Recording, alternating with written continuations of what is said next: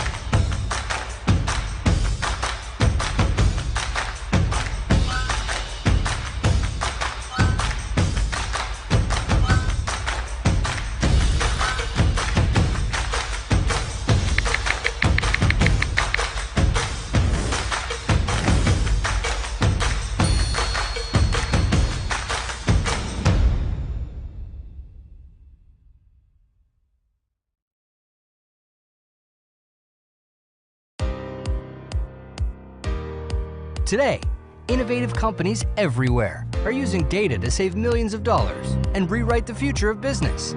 And they're doing it with Alteryx.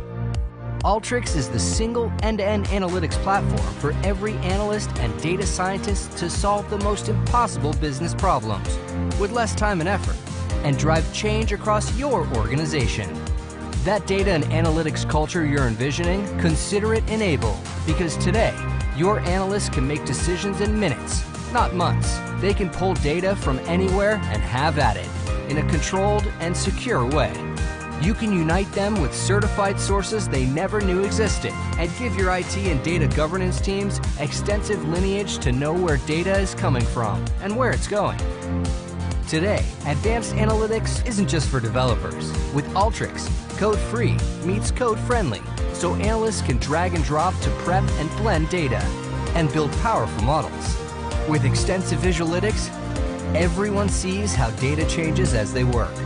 No more investing in multiple platforms. It's all in Alteryx. No more wasting time doing the same task over and over, thanks to our repeatable workflow. Your data scientists can leverage R and Python tools right in the Alteryx platform and deploy predictive models immediately. Today, your team can join our growing community of thousands of Alteryx experts who are innovating and solving problems together. Tens of thousands of users across the globe are transforming business while getting better and badder with Alteryx. And they have made their passion official. Today, it's never been easier to experience what analytics domination feels like, because it's all right here, right now. Alteryx, the thrill of solving.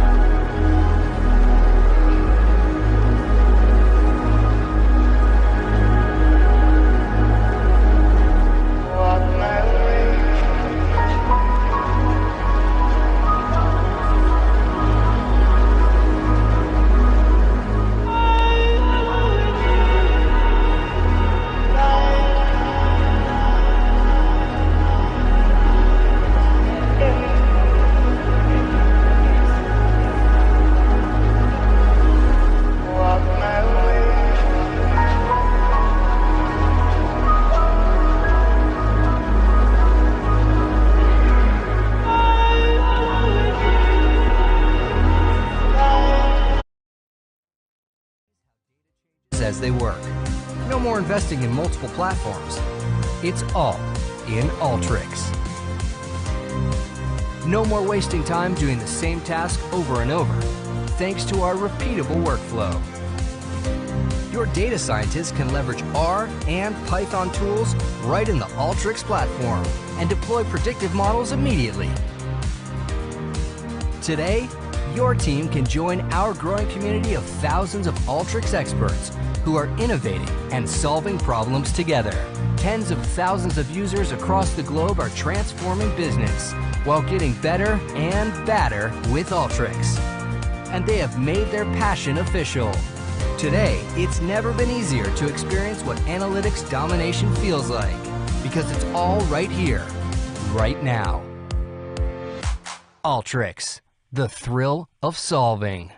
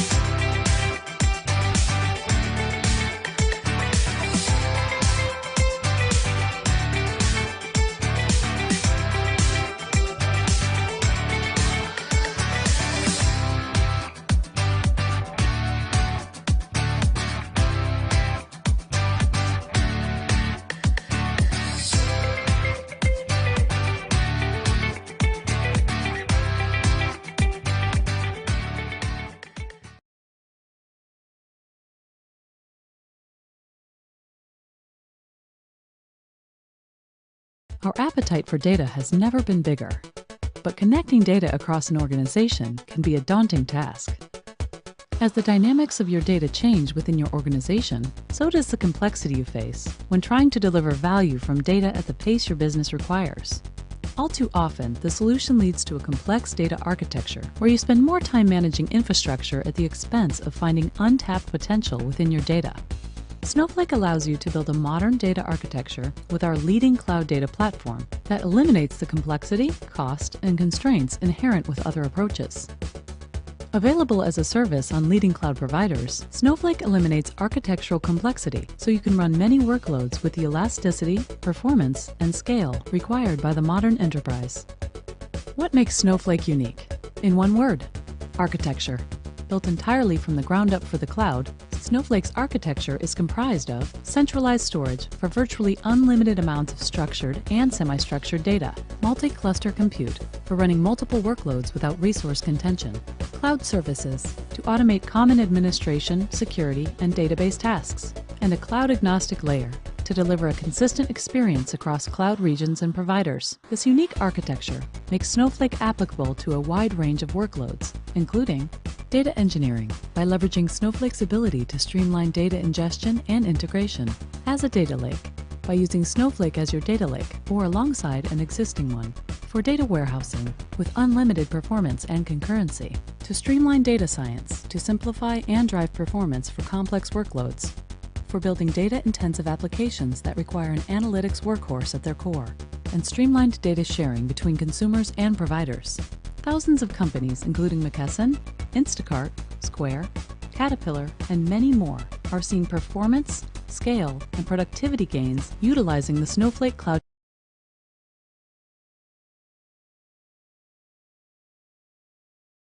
Here, because it will make a huge difference in the presentation. Any non-Arabic speakers? Okay, good. يبقى هنتكلم براحتنا بقى زي ما احنا عايزين. تمام. طيب صباح الخير. Thank you أول حاجة for joining. I really appreciate it. أنا شايف إن في ناس كتيرة جدا من شركات كتيرة. welcome everyone and looking forward for a fruitful day. في شركات كتيرة موجودة معانا. أحب أشوف من تيم بتاع ماسكو لو موجود show of hands كده. جهينة. تيم بتاع جهينة. تيم بتاع يونيليفر. تمام. يعني في تيمز كتيره جدا من كل حاجه، فانا مش هلحق اسوي لكل واحد. بس thank you very much for joining. It's going to be a lovely event ان شاء الله. And looking forward ان انتوا تعرفوا اكتر عن الداتا and how Pegasus works and how our partner works with this. This event is done by Pegasus, Snowflake, Meta, Infobib, Alteryx and Unlock. الاجنده بتاعت النهارده دسمه شويه، ف we will go through it quickly. We're starting the first sessions by all the platforms هيبقوا موجودين. هيتم هنا في المين روم بتاعتنا، هيبقى فيها presentations بسيطه جدا تعرفنا اكتر على البلاتفورمز بتعمل ايه، بتشتغل ازاي and how it can help in your digital transformation during the journey. After that we'll have a very short break. النهارده هيبقى معانا business cases من جورمي، مونديا and Mantrack, and it's going to be lovely. After that we'll have a very short coffee break and then we will go into 3 different rooms. الروم اللي احنا قاعدين فيها دي المين روم هيبقى كلها مخصصة لإنفوبيب presentations. There will be 3 presentations in different fields. You will know more about Infobib, so you will decide what to go. Then الروم اللي جنبينا اسمها الساوث، موجودة هنا بالظبط جنبينا just right here.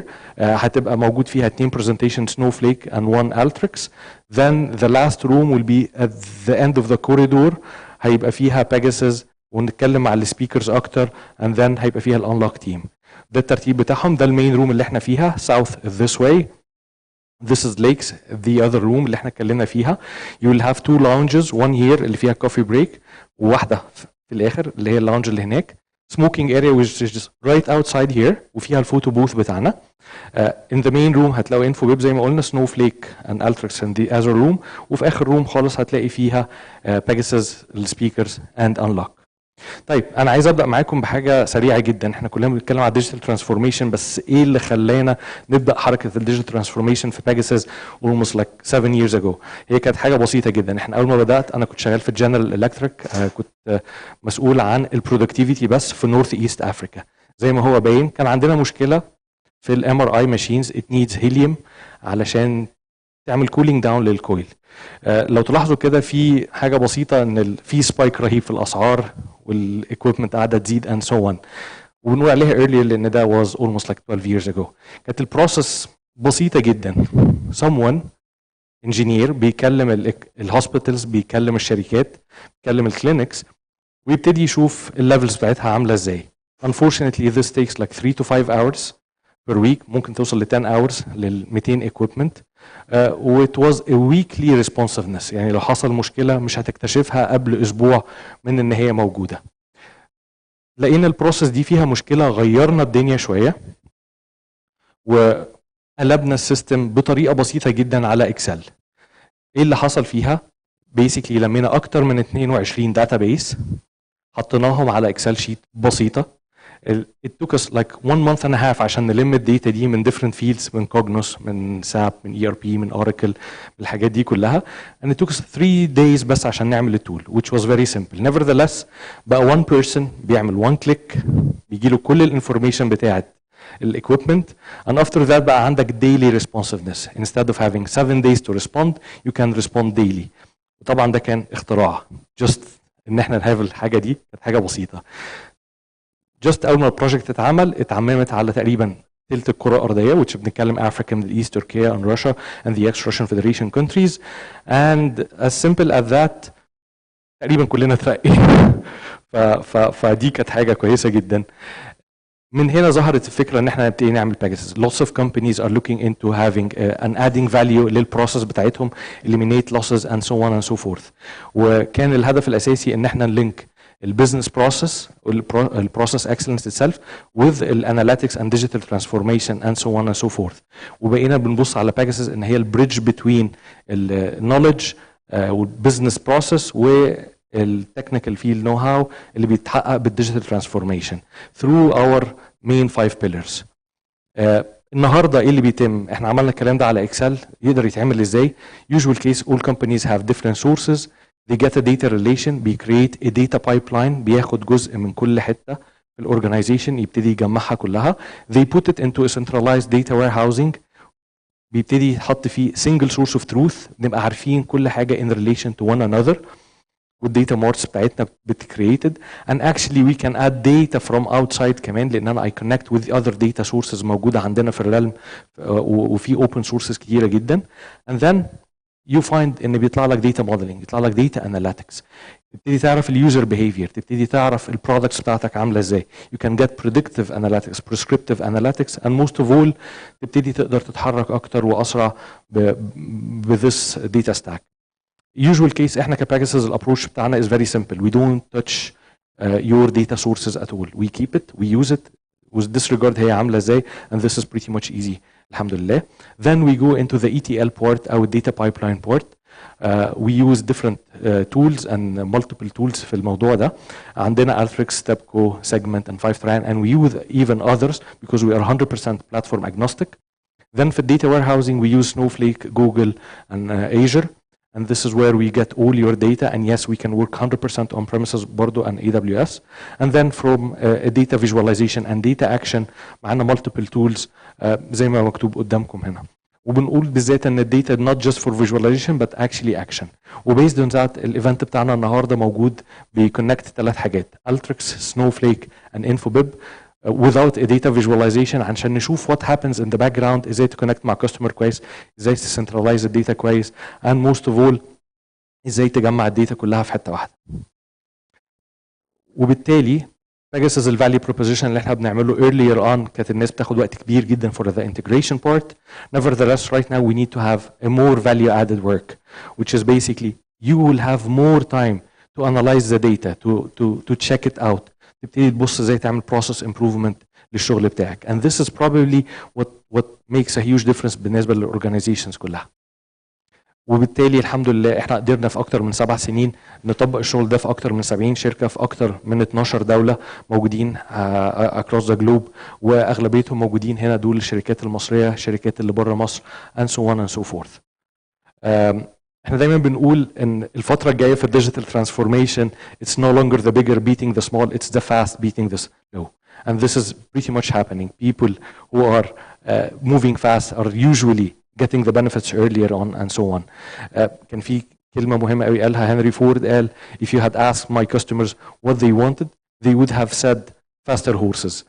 أغلبيتنا في الديجيتال ترانسفورميشن نبقى مش متأكدين قوي احنا عايزين نروح فين and this is exactly where we help with that. We tell you exactly what are the business cases that is related to your business بتتحرك ازاي بتيجي من انهي شركات who else have done these business cases and you can benefit from them and we take it forward with that and finally زي ما احنا بنقول انت عايز الحاجه تتم بشكل معين people don't want to buy a quarter inch drill they want a quarter inch hole. So we seriously when we are looking into the customers الكاستمرز نفسهم مش عايز يعرف الحاجه تمت ازاي بالظبط بس هو عايز البنفيت اول حاجه and then we understand and this is where things will be pretty much important. النهارده بحب نشكر teams من Pegasus, Infobib, Meta and Snowflake and Unlock and Alteryx because today you will discover how you'll start your digital transformation journey من قبل البورت بتاع الفيجواليزيشن. كلنا بقى عندنا داشبوردز بس what happens in the back helps our dashboard to be even powerful أسرع أقوى وكمان نقدر نعمل بيها business cases multiple. earlier on ما كناش بنسمع عن data science بالشكل ده بس once ان احنا بدينا الداتا ستاك ده الداتا ساينس بقى يساعد أكتر لأن احنا بقى عندنا البلاتفورمز and we have the data stack that ultimately will lead to the best cases in our process. النهارده كمان هيبقى معانا حاتم واحمد ومحمود من جورميه ومان تراك كومنديه.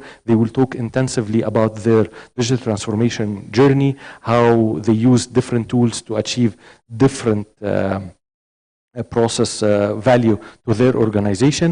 And finally هيبقى في عندنا panel بسيط interactive with each other نتكلم فيه كلنا نقدر نعرف ايه الميجر value added things that we have been doing in the past period, how you can enable your business and most of all ازاي تقدر تتحرك في digital transformation أسرع. With this I would like to welcome you again.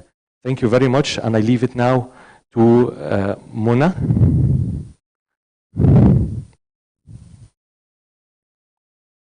EPN.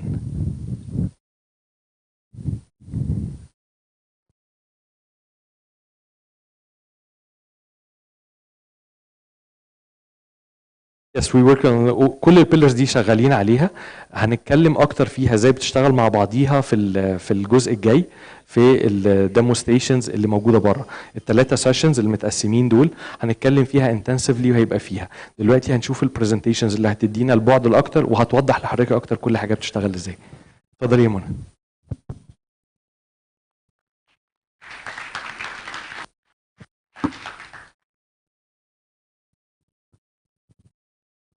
هلو، لا ميرسي. صباح الخير، ازيكم؟ انا اسمي منى، انا واحده من الكو-فاوندرز لشركه اسمها Unlock. Unlock is a tech startup هحكي لكم عليها. بس احنا ليه اصلا هنا النهارده انوار we so excited to be here عشان تمام؟ احنا تمام؟ اوكي perfect, thank you. التوبيك كله is about using data and AI to transform your business. To transform your business, get better efficiencies, cost savings. يعني basically do more with less. And I think التوبيك ده يعني واحنا في اواخر 2022 وهنخش على 2023 and we know انه globally و locally things are very tough economically. It is very important for companies of all sizes to do more with less, and data is يعني the magic tool to help us do that. احنا كأنلوك مركزين في حتة اللي هي procurement of services. When we talk about efficiencies and using data for digital transformation, ممكن كلنا نفكر في production process بتاعنا، ممكن نفكر في customer success journey. يعني في a lot of obvious functions ممكن كلنا نفكر فيها، بس actually procurement is also one of these areas. وفي term اسمه procure tech عمال يعني it's becoming more and more popular وبياخد more and more attention because a lot of companies are now realizing the importance of using digital transformation for procurement as well. So من هنا جت فكرة Unlock. احنا بقالنا سنتين هنا في مصر and الهدف بتاعنا is to transform and elevate and improve the way companies buy and sell services في مصر وفي الريجن. اتكلمت شويه عن موضوع البروكيور تك واهميه يعني using data for digital transformation في الاريا بتاع procurement specifically. عايزه اشارككم كده a couple of يعني statistics that show why this is important. في a lot of surveys حصلت recently من شركات كبيره زي ماكنزي and a lot of other consultancy firms, and they found انه large enterprises و medium sized enterprises كمان فوق ال 75% منهم شايفين اولا انه digital transformation is a priority في ال 18 شهر اللي جايين دول، وشايفين انه cost efficiencies is also a priority. وفي term بدأ يستخدموه كده globally اسمه safe to grow. كلنا اكيد سمعنا عن يعني a lot of big companies في a lot of layoffs بتحصل، في a lot of cost cutting بيحصل. هو الهدف منه is يعني to survive and to grow. ففي this buzzword of safe to grow اكتر من 75% من الشركات دلوقتي مركزه فيه. طيب عايزين نسيف، فلما جم يبصوا على هو السبند بتاعهم بيجي من فين، لقوا انه actually up to 80% of organizations costs بيروح ل external suppliers of goods and services. وتقريبا نص الشركات يعني almost 50% of them have issues with their suppliers. Issues بقى with related to trust, to speed, to quality of service, to transparency, to payments. في issues كتير جدا. ف definitely في efficiencies ممكن تحصل هنا. ولقوا إنه on average by just improving your procurement process you can save your organization's costs by at least 10% if not more. ده طبعا يعني في العالم اللي احنا فيه دلوقتي even a 10% saving is actually huge. Unlock بقى احنا مركزين في ال procurement of services. لما بقول services قصدي يعني things زي مثلا اي شركه من احنا بنشتغل فيها كلنا بنحتاج خدمات مختلفه زي مثلا بنحتاج نشتغل مع marketing agencies بنحتاج نشتغل مع legal firms بنحتاج نشتغل مع accounting firms consultancy كلنا شركاتنا بتحتاج training at some point in time recruitment and HR services accounting services digital transformation ده اكيد كلنا محتاجين digital transformation and this is why we're all here. كل الخدمات دي احنا unlock بنحاول نساعد companies like yours to find them easier, quicker and cheaper than ever before using data and AI. How do we do that? احنا خلقنا يعني platform. We are leveraging technology to do so. So there is a platform called Unlock. Any company such as yours تقدروا تروحوا دلوقتي online. It's a very excuse me. It's a very easy, simple process. You fill in a structured form online. بتقولوا ايه ال service request that you need, ايه ال requirements بتاعتكم, وايه الحاجات اللي مهمة بالنسبة لكم. ان انتوا عايزين مثلا شركة with experience في حاجة معينة, او اهم حاجة عندكم is speed. You need this really quickly. او عايزين budget level معين. So you say the things that matter most to you. And our software, we built an AI matching engine. Our software عنده بقى معلومات عن التوب services agencies في مصر. احنا بنشتغل مع اكتر من 200 services agency في مصر وعندنا كل الداتا بوينتس عنهم. ال AI matching engine بتاعنا بيmatch you with up to 3 agencies that are the most suitable للي انت محتاجه بالظبط. Okay, and this happens in less than 1 day. بعد كده the other thing that is يعني quite unique and it's the first time that happens for us, when you decide to choose to work with an agency, we actually guarantee the service for you. في حاجة اسمها unlock guarantee ودي أول مرة تحصل في services industry في مصر, إنه أنت لما بتتعاقد مع شركة علشان تقدم لك خدمة, unlock بيجارنتي إن الشركة دي هتدي لك الخدمة دي on time and on scope وإلا you get your money back. واخر حاجه برضو using data and AI and analytics we build a scoring we're building a scoring model or a scoring engine عشان انتوا كclients when you work with the services agencies بتدولنا feedback وبتدولنا rating لكل شركه من الشركات دي بتخش في الموديل and scoring كل agency بتبقى عارفه ان هم they're getting a score and they are incentivized to improve their score so that they get more and more clients in the future. فده برضو بيشجع انه service industry في مصر تبقى focused on customer excellence, وان احنا يعني مع بعض بنترانسفورم وبنelevate ال professional services industry في مصر. فيعني هراب اب كده سريعا في الكابل اوف سلايدز الجايين دول. انا شرحت لكم الموديل at a high level, بس هنا on screen you can see the different types of services that we cover. We cover 15 different service categories. البروسيس بتاعنا for you guys is extremely simple. You go online, you fill a form, you get matched using AI, you select your service provider and then you securely pay through Unlock and you receive your service. ده بس كده visualization of the dashboard that you would be able to get access to when you use Unlock. وال Unlock guarantee as I mentioned is actually يعني a first of its kind في مصر. And the idea behind it is to give you peace of mind so that you when you're selecting or you're working with a new service provider you don't have to worry anymore about هو انا هدفع وهاخد السيرفيس ولا لا, ولا الراجل هيختفي ومش هشوفه تاني. You have complete peace of mind through the Unlock guarantee. احنا we've been working with more than 500 companies who come to Unlock to find and procure professional services.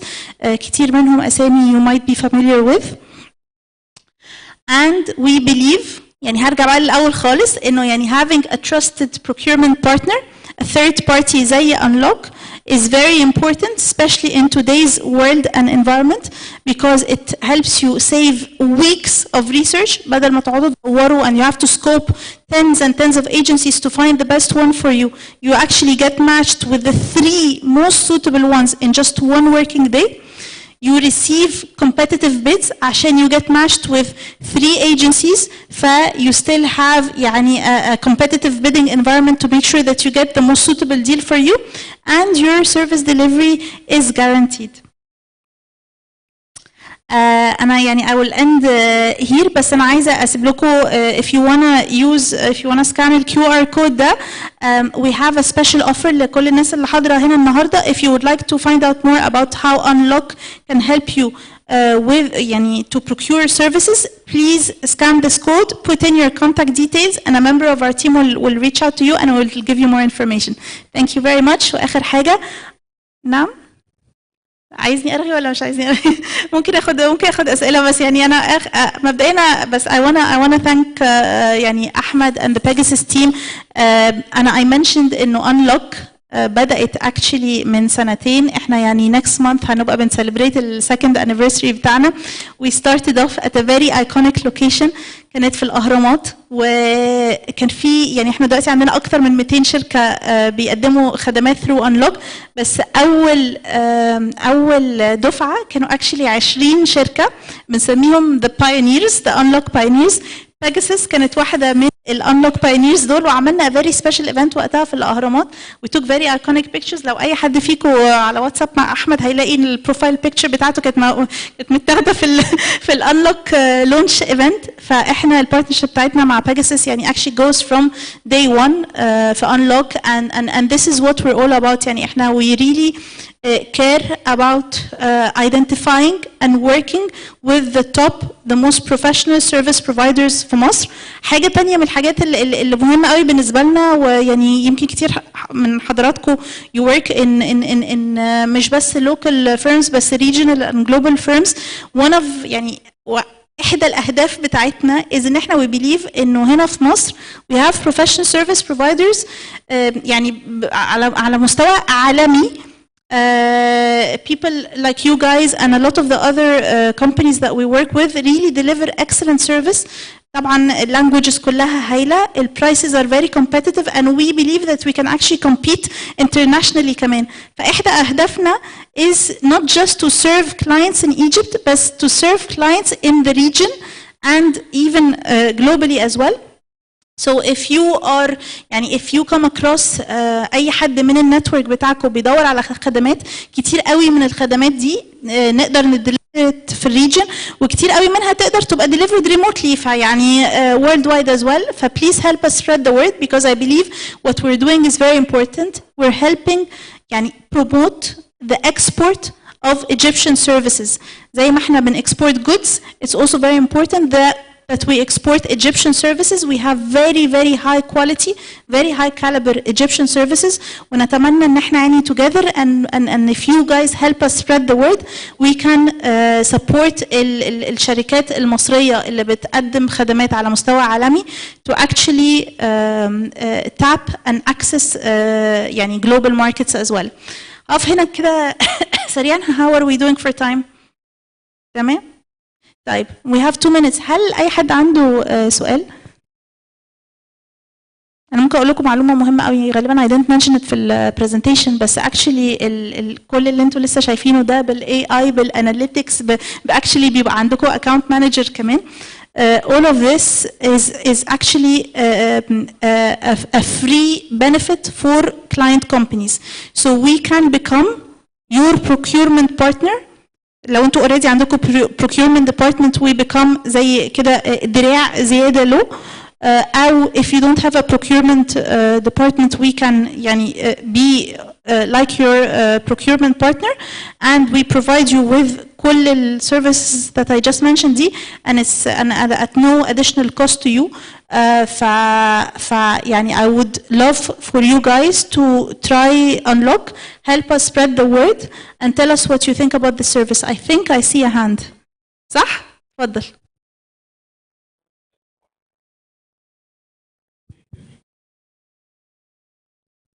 How you overcome ازاي تتغلبوا على الفيك ريفيوز اللي بتيجي من خلال الويب سايت لان ده سيرفيسز فكلها معتمده على الريفيوز.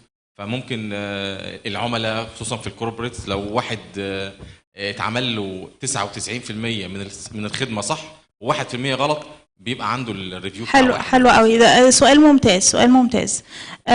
احنا دلوقتي عشان بقالنا سنتين اوريدي، فاحنا بنماتش الشركات مع بعض وبيشتغلوا بالفعل مع بعض وبتتم بروجكتس اون ذا جراوند. الريفيوز دلوقتي بتيجي من خلال الكلاينتس اللي جم لانلوك، واحنا عملنا لهم ماتشنج مع سيرفيس بروفايدر. الكلاينت ده هو اللي بيسيب ريتنج وريفيو وسكور، فده كلاينت احنا عملنا له فيتنج وجالنا احنا دايركتلي، فوي نو اتس ا ريل كلاينت. فانا بوريك هنا على السكرين اكشلي احنا خلقنا حاجه يعني غير في اي اي ماتشنج انجن كده بتحصل، وبعدين في بورتال that you have access to اسمه match management system، عشان انت لما بتيجي تعمل ريكوست بيحصل لك ماتشنج، فانت بتبقى عايز تشوف الستاتس بتاع الريكوست بتاعك عامل ازاي. فاكشلي you have a portal ده بلوجن، اوكي، through your portal بتعرف تشوف كل الريكوستس اللي انت عملتها، وفي كده زي داشبورد ممكن تكونوا شايفين شويه على السكرين، يعني different shades of blue، بتشوف الستيج اللي كل ريكوست فيها. الريكوست دي got accepted got quoted، اخترت provider ولا لسه service is in the process of being delivered it has been delivered، the feedback حصل ولا لا. فانت بتبقى شايف كده الداشبورد بتاع every single request. جزء من البروسيس is انه في الاخر when you receive the service انت بتسيب ريتنج وفيدباك، فانت اصلا بتبقى you're logged in. This is completely authenticated، يعني it's a proper review. تمام. Any other questions? Thank you very much. حلو قوي. Thank Thank you. you. Thank you.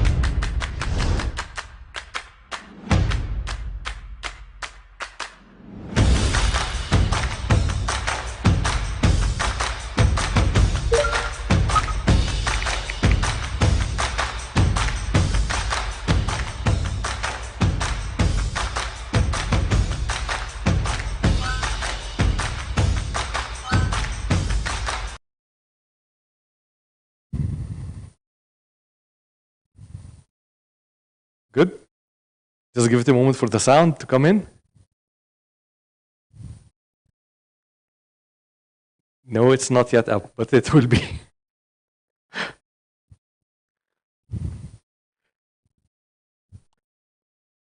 So let me introduce you to Tom until we have the sound coming in.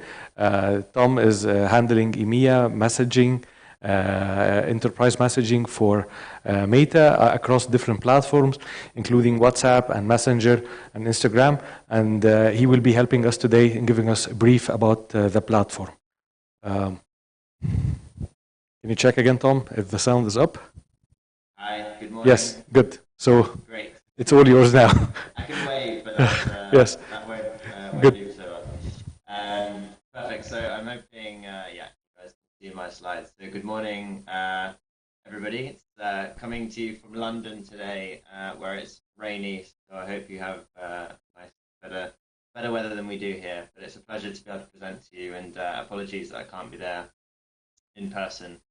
My name's Tom Baker. So I'm strategic partner manager out of the business messaging team in Meta, and we focus on WhatsApp. And my job is to look after our business solution providers, which Infobit is one of our global providers.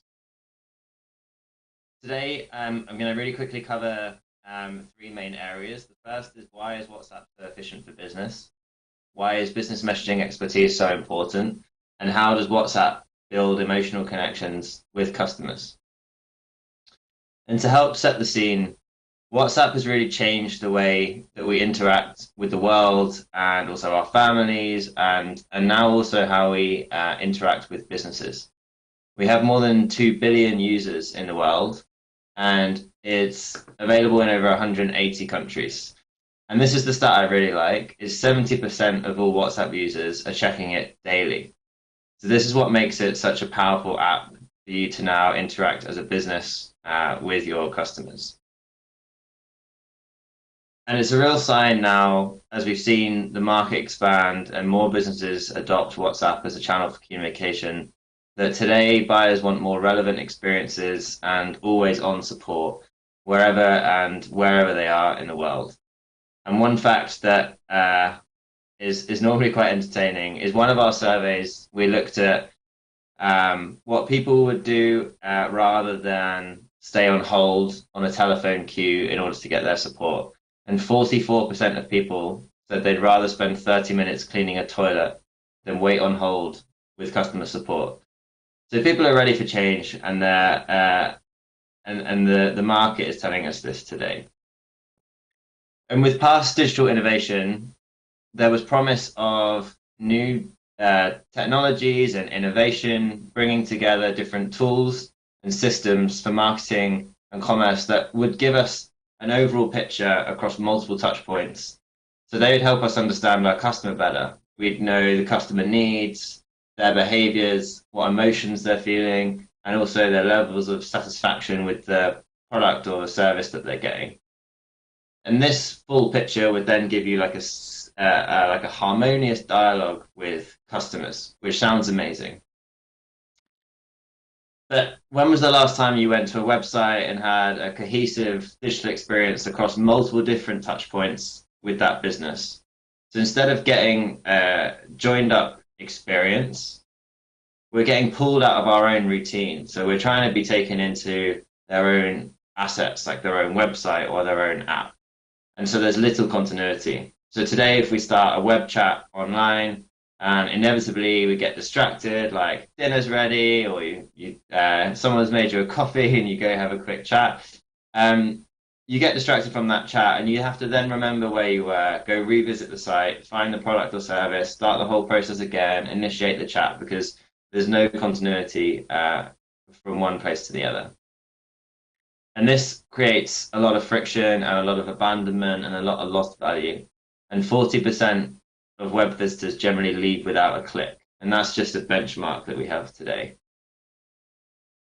So right now, there is a critical time in how consumers want to discover and engage and purchase with businesses as well. And conversations help businesses get and stay closer to their customer. So we know from a Gartner statistic that by the end of 2022, which is coming up pretty fast now, 70% of all customer interactions will involve emerging tools like a chatbot or like instant messaging. And it's not just WhatsApp.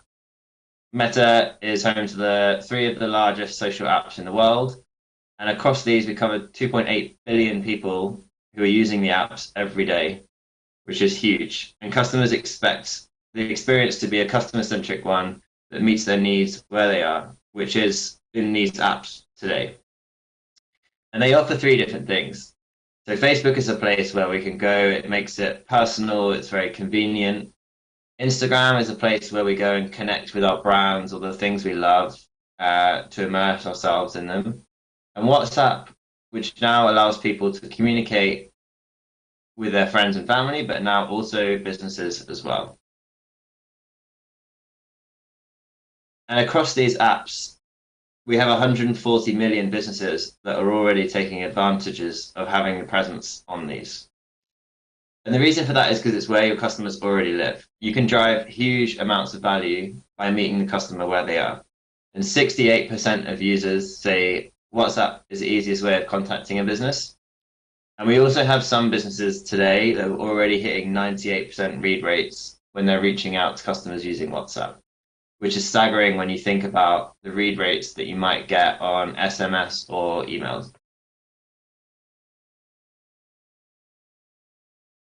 And it's not just for customer support or for notifications. This conversational journey works across the entire sales cycle.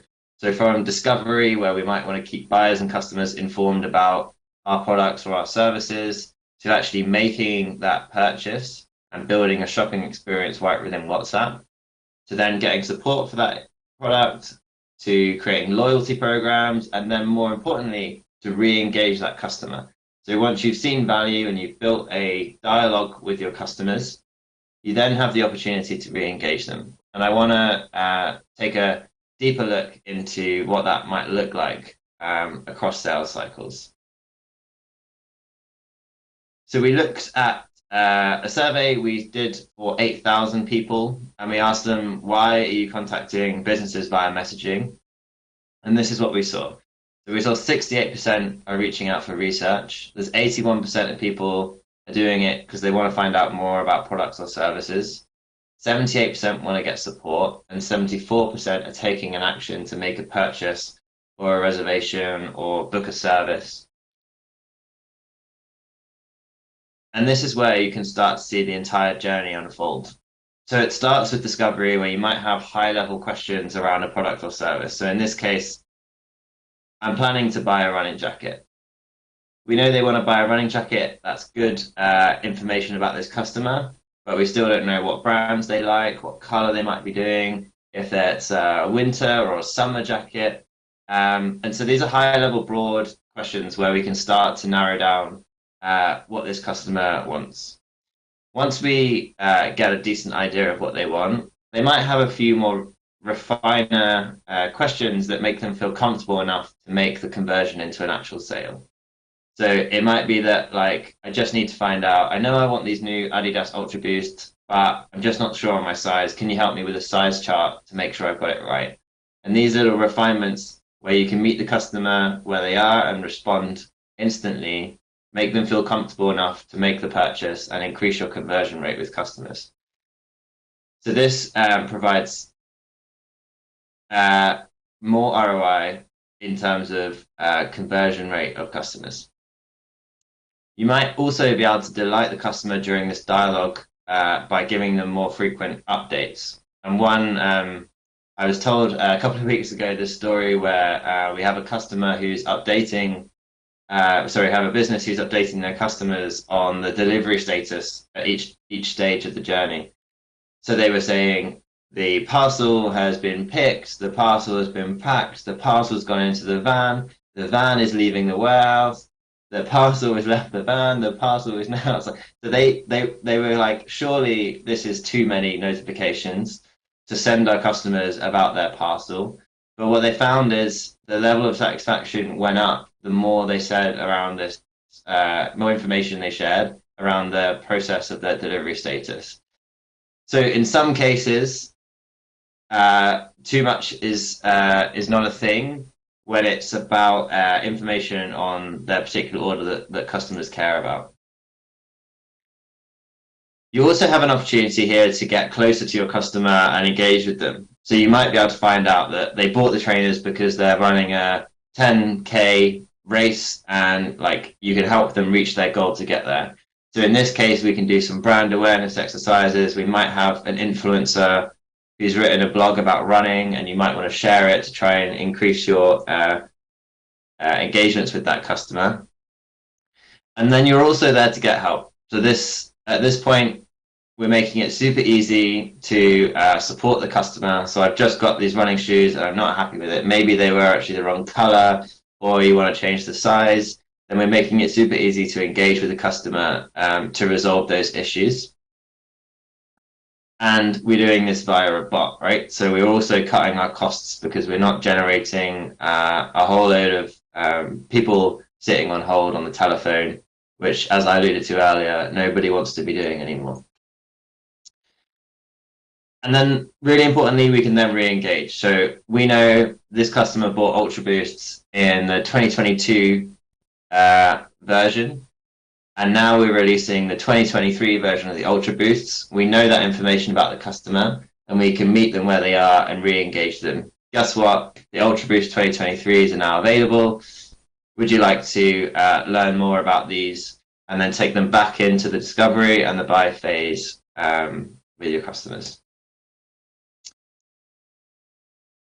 So the next slide is actually a video. So I'm hoping this comes through, but if it sounds terrible, somebody just interrupt and I'll skip the slide as well. This video is just to show you what this re-engagement cycle looks like and how it also can be embedded into your CRM. So in this case, it's Salesforce, but it could be anything, HubSpot, where you're integrating into your order management platform and your customer relationship management.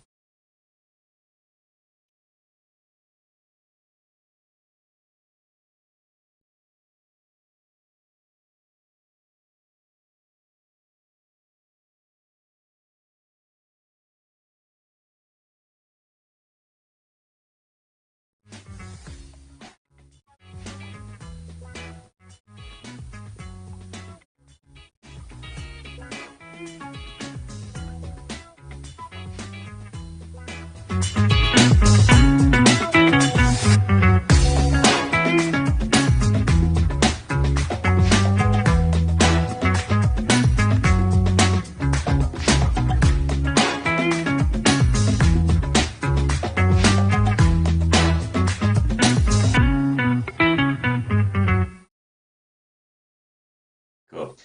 So I think you got half of the sound through for that, but hopefully it makes sense and gives you an idea of what that actually looks like in terms of both a chat with your customers and then how that's tied into your own systems and platforms, whether that be marketing or customer relationship platforms on your side. And I wanted to just articulate some of these things sound amazing, but how do they work in reality? And that's where InfoBip really come in. So you can see here, like we have our person who we want to interact with.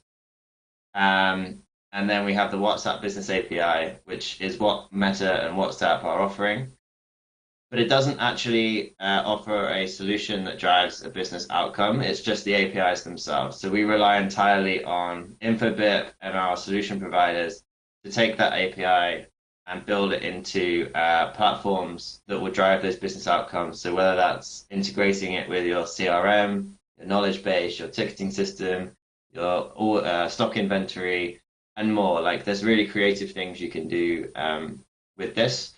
But the WhatsApp business platform itself doesn't have a SaaS solution, and that's where our BSPs come in. So I just wanted to help show what that looks like. We also have incredible stats, which I touched on at the start of this presentation, things like a 98% read rate. And how do we have so much impact? So the next few slides are going to touch on how we manage quality and how we look at making sure that the campaigns you're running or the interactions you're having with your customers through WhatsApp are of really high quality and have great impact for you as a business. And there's three main pillars that we look at to ensure these foundations are kind of kept for when you design your experience. One is that the message isn't expected. And this is all about collecting opt-ins from your customer, which means that when someone receives a message from you as a business, it's not a shock. It's not like, how did they get my number? Or like, why are they messaging me? This is completely like irrelevant to what I care about. Which brings me to my second one, which is relevance. And we work on relevance by making things personalized. So this is how you will tie in your customer databases and the information you already know to make those messages personalized to them based on their recent purchasing experiences, based on their engagement with you, with the business, or based on how they entered the chat in the first place. And this is really important, and this is where tying it into your current CRM systems is super important. And the last one is timely. So if you're running a seasonal campaign, maybe you're doing Black Friday offers, Ramadan offers, whatever it is, like those should obviously be sent at a good time that makes sense for those seasonality peaks. And that also applies to the time of day in which you'd run your campaign. So nobody wants WhatsApps coming through at 2, 3 a.m. at night. Make sure this is coming through at a reasonable time and is timely to the user as well. And I touched on how we make it an expected message for the users, and opt-in is a super important part of that. So I won't spend too much time on this slide, but I wanted to show some of the ways in which you can manage opt-ins from your user base, which will allow you to then send business-initiated messages. One of those can be SMS. You can also direct from your website to create sign-up forms or even create links so that the user would be initiating the conversation. And if the user is initiating a conversation, then because they're acting, you no longer require an opt-in. You can also divert from your long hold queues on an IVR response flow. You can take them out of the queue on the phone and then take them into a WhatsApp chat to start automating some of that experience. And if you can't fix it via a bot, then you can hand over to a live agent. And we also have opt-in within the WhatsApp thread itself. So at this point, you might want to define what types of messages you're sending to users and say like, okay, I'm happy to receive offers from you or coupons, but I don't want to do my like the whole weekly newsletter that you're going to send me. This is one example where you can define ways in which you want your customer base to be contacted. And then the last one there, in person, on paper, old school, but you are able to manage this opt-in, what makes sense for your business. So if that's something you can still do, then that's also fine. When you get really excited and you want to run a big campaign on WhatsApp, we also have some messaging tiers to work through. And this is so that we can control the sample size. So we monitor quality, and I'll show you what that looks like in the next slide. But starting off with small batches means that we can monitor feedback and make sure the quality is high before you go and scale some of these campaigns. So you can actually run through these tiers until within 3 days now. But it starts off at 1,000 unique numbers, then 10,000 unique numbers, then 100,000 unique numbers. And then after that, you get unlimited to be able to send out as many messages as you like. But this just helps us prevent widespread what might be perceived as like spammy messages to users. And once you launch your campaigns, this is what the quality dashboard will look like. Infobit will also be able to help you pull out more data insights around the campaigns that you're running. But at a high level, you'll be able to see this in your WhatsApp manager to see what campaigns are running well with a high quality rating, which means that customers interacting well with your messages they're not reporting the number or the message or blocking the number. And if you do start to have a low quality rating, this gives you the opportunity to go take a look at that campaign or that template or the interaction, and then make the adjustments to ensure that the quality is kept high. So given all that, there's a question that most people ask at this point is like, that sounds amazing. People can have a great experience in WhatsApp, and I can penetrate more of the market that aren't currently coming to my website or app by using WhatsApp. But how do I get those in there? And there's a number of different entry points, which you can use in order to increase the number of people that you're interacting with on WhatsApp. You can use things like QR codes. So a really nice one is if you're having a parcel delivered and you just stick your QR code onto the parcel. So then that person just scans the QR code and they're taken straight into a chat where they can get support for that product. So if they wanted to initiate a return and you wanted to automate that experience, they could just start it right within WhatsApp and then get their problem resolved. You can also use ads that click to WhatsApp. So you can use advertisements on Instagram or Facebook that will create a call to action, and they can click on that and send a relevant message to you as a business on WhatsApp that's going to open the dialogue and start the conversation. So whether that's like an offer that you find or that you want to promote, or like a new product or educational piece, then that can be used. You also have like websites and bots and in-app experiences where you can divert people into WhatsApp. But when you start to design the flow of what you want to achieve on WhatsApp, then you can start to see what entry points make sense. And I don't have time to talk through loads of use cases today, but this slide does give you an overview of all the different things, and this is kind of specific to a retail scenario, but it fits into many industry verticals. All the different areas across the sales cycle. So whether you want to do more discovery-based lead gen activities where you're sharing more information about products or services, there's a whole load of ideas that you could start to look at that might make sense for you.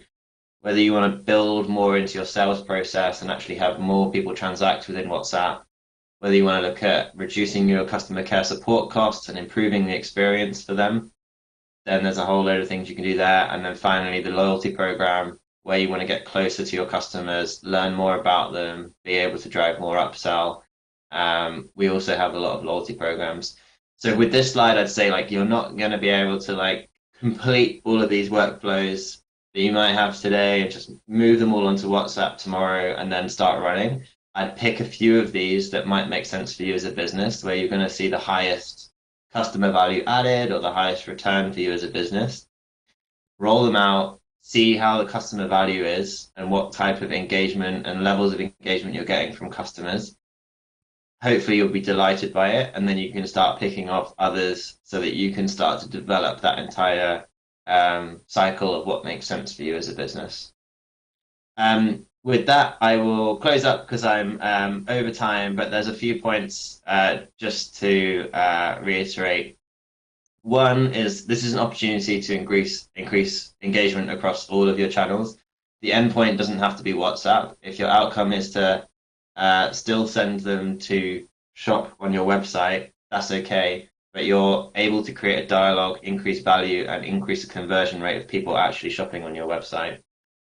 It's evolution, it's not revolution. So like, we don't want you to tear up an app that you've already built or a website that you've invested loads into. It's about penetrating more of the market that currently aren't coming into your own app or your own website. And just the final point here is use InfoBip, start the conversation, have a look at those different use cases you could build and understand the art of the possible. So thank you very much for your time. Pleasure to be able to speak to you guys today. And any questions, I will try and follow up with the InfoBip team as well. Thank you very much. Thank you very much, Tom. I really appreciate it. I'll now leave you with Amsel from InfoBip team.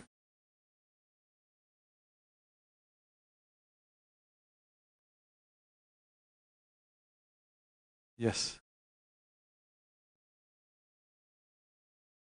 Hello? Test. Okay. Pleasure to be here. Very excited to see a big number of people interested in this event. First of all, thank you for Pegasus team and Ahmed who invited us here.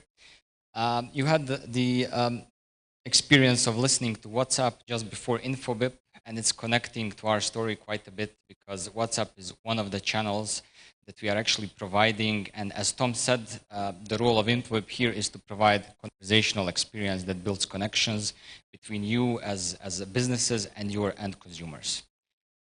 So everything that Tom was speaking about pretty much can be used when you speak about InfoBip as well. But now I will tell you why InfoBip exists and how we started. So just briefly, I will tell you how InfoBip was, inception of InfoBip basically. Not to bore you, it was basically following the communication technology evolution. So InfoBip started in the age of SMS. Initially, we were SMS provider. Started in Europe, scaled globally, became a global SMS vendor. Then came the age of omni-channel. It was usually a buzzword in 29 when it came to be.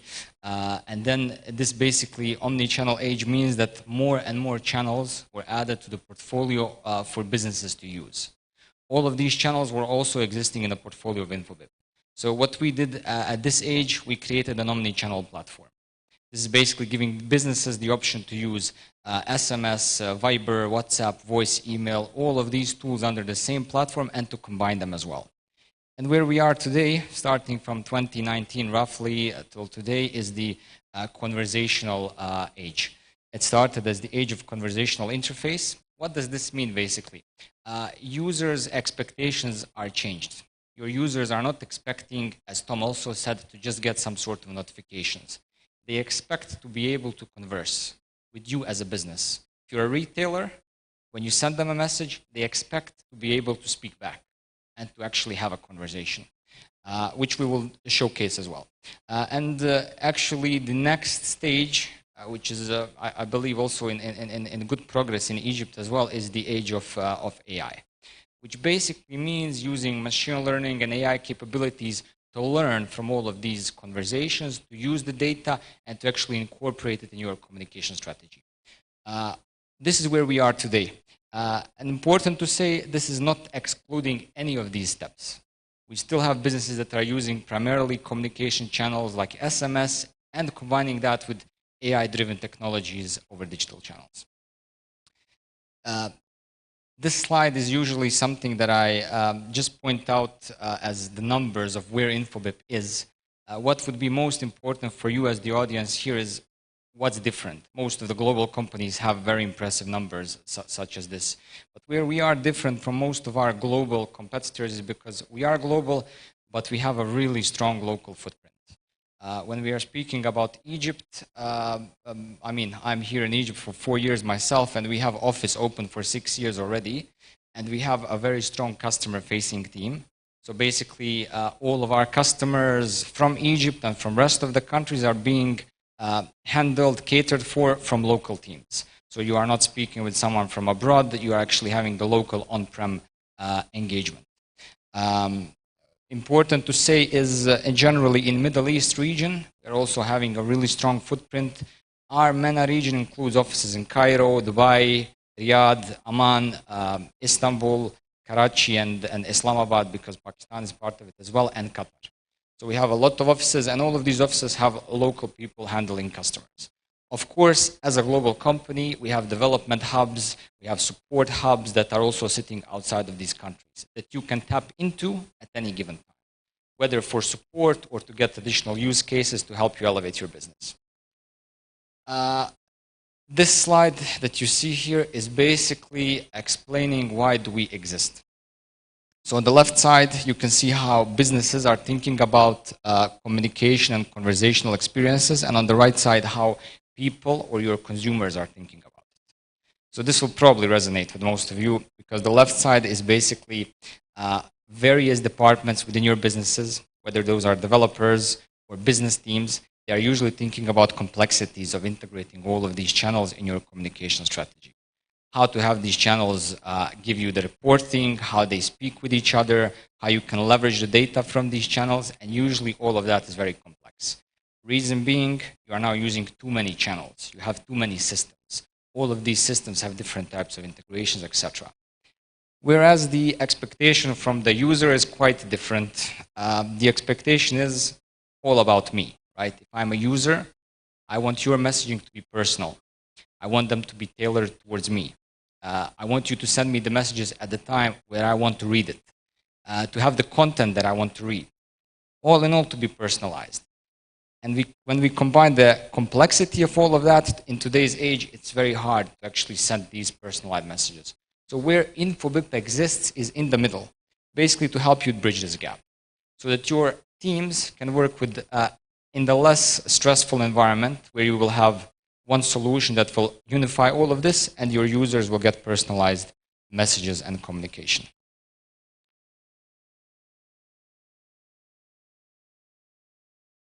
Okay, so the situation on this picture is explaining that business users as well as developers are facing the same difficulties.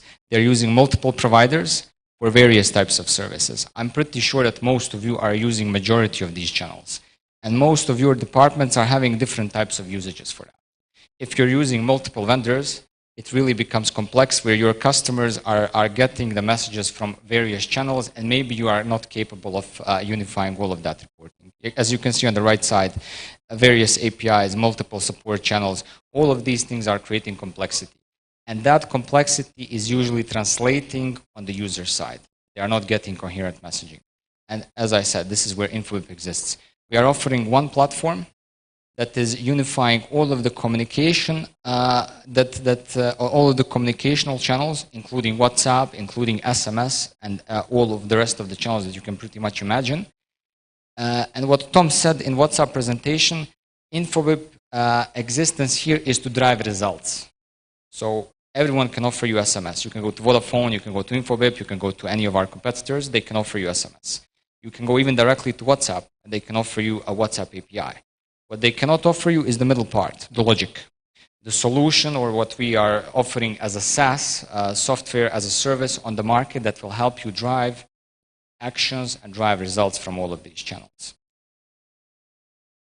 This slide is very complex, so I'll just point you out in a direction of, this is InfoBip's product stack. So we have multiple layers, starting from infrastructure that we are offering even to the operators, from the network, but most important for the enterprises is channels. So in programmable channels, we are offering everything from SMS, WhatsApp, Instagram, all of the digital channels, Facebook, voice, email, all of the channels under one platform. And then we are also offering our software applications on top of that. I will briefly mention them because we will have a demo sessions where you will be able to see for yourself in action on the use cases for retail and finance and fintech, how it works in actuality. But just to give you an idea about these software applications, we are speaking about customer data platform. Sorry. So customer data platform is the place where all of the information about your customer is being stored from all of your communications across all of the channels. Moments is our customer engagement platform. This is basically a solution that you use to engage your customers in an automated way at the right time, in the right place, with the right messaging. We have Answers. This is basically a chatbot building platform that InfoBip is offering to the customers to build their own chatbot. And we have Conversations, which is a digital contact center, basically for your live agents or people to communicate across all of the channels with your consumers.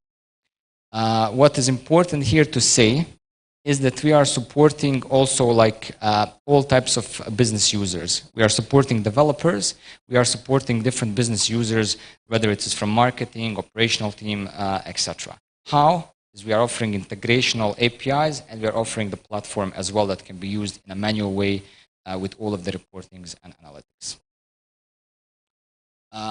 This is the difference. When we are speaking about companies that are offering solutions in SaaS arena, like chatbots, like digital contact centers, some of them will offer you the option to buy them straight up on the right side. So you buy a chatbot. Other companies will go in a different way and they will build it internally. Both of these options have merits and they have disadvantages. Of course, if you're building it yourself, it will take you more time, more resources, but you will be the owner of the technology and it will be more flexible. If you're buying it, the cost, the initial cost or the capital investment is pretty much bigger, and you're not getting the solution that is very flexible. You cannot tailor it as much to your needs. InfoWeb sits in the middle. That's why I mentioned our Answers. Answers is a chatbot building platform, not a chatbot. So what we are doing, we're giving you the platform. So we are giving you the solution where either we can build or you can use the solution to build it yourself. And the solution is catering for all types of business users again, because we build it purposefully as a no-code environment. So you can build your own chatbot without even any coding skills. You can build your customer journey for the engagement of the customers without any coding. At the same time, your developers can have all of the APIs that they can use to integrate your systems with our chatbots, with our digital contact centers, etc. This is giving the utmost flexibility. And as you will see later on in our discussions, hopefully the commercial model itself is also benefiting you at the same time, because you can limit the investments that you will do, you can spread it across the time, and you can take a phased out approach. Digital transformation is not something that you do in a day. It's something that you do over a long period of time. And if you have like a co-create environment where you can have the ownership of the technology, it is actually helping you to do exactly that. So just to speed it up a bit, I will summarize why you should actually think about whether you will use InfoBip or not. All of the things that were mentioned before, also because we have a scalable, flexible solutions that can be catered to any type of business size, from large enterprises to SMBs. We have a remarkable customer experience that you will see in the slides below, where we can say that we are very strong. I will speak now about Egypt just to conclude, because global references maybe are less important right now. We are extremely strong in finance. We have more than 12 banks that are our customers in Egypt right now. Most of the digital transformation that you see over WhatsApp and digital channels are being done through InfoBip. If you're seeing Egyptian banks using that, fintechs as well. We are very strong in retail and e-commerce, where we have like some staple names like El Arabi or Fresh, also entering digital transformation through InfoBip solutions and using as well SMS and traditional solutions as well. We are very strong in technology and communications. We work directly with the operators in Egypt, providing our solutions to them and partnering with them. And transportation, logistics, and travel, where we have companies like GoBus or Maxab or Swivel using InfoWeb solutions. Healthcare and government is something that we also see a huge trend in. I advise you to check like the example of Cleopatra Hospital, amazing digital transformation that they did through InfoWeb solutions. When we speak about government, what we are most proud of maybe is the project with Ministry of Health, where we responded to COVID situation by providing a WhatsApp bot response. I will end with one sentence. This is what you will see with all of InfoBip's presentations. We are just starting. This is our motto because we believe that this is, again, just the beginning of a new era, and we are the ones that can actually help on the local side, on the ground, to help you engage into the digital transformation trends. Thank you very much, Hamza. Really appreciate it. Thank you. Thank you. So I'll leave you now with Vashil Soni from Alteryx team. And this will be the last presentation that we have here, and we'll have a short break. We'll come back for the business use case. Hi, Vashil. How are you? Hi, very well. How are you? It's good having you here. I'll leave it now to you. Perfect. Thank you so much. And yeah, thank you so much for having me. To introduce myself, my name is Vishal. I've been with Alteryx for just over 4 years now, within different roles within the organization. So I'm super excited to walk you through what we at Alteryx really believe is the power of analytics. And as the title of this presentation really foreshadows, is the fact that we genuinely do believe analytics is for all. What's really starting to become more and more apparent is that we have a lot of data in this world. But really the key is being able to take that data and figure out what the different levels of insight that you can actually get as an organization to really speed up the decision making and make better and smarter decisions at the same time. The problem is that at the moment we do see a huge analytics gap.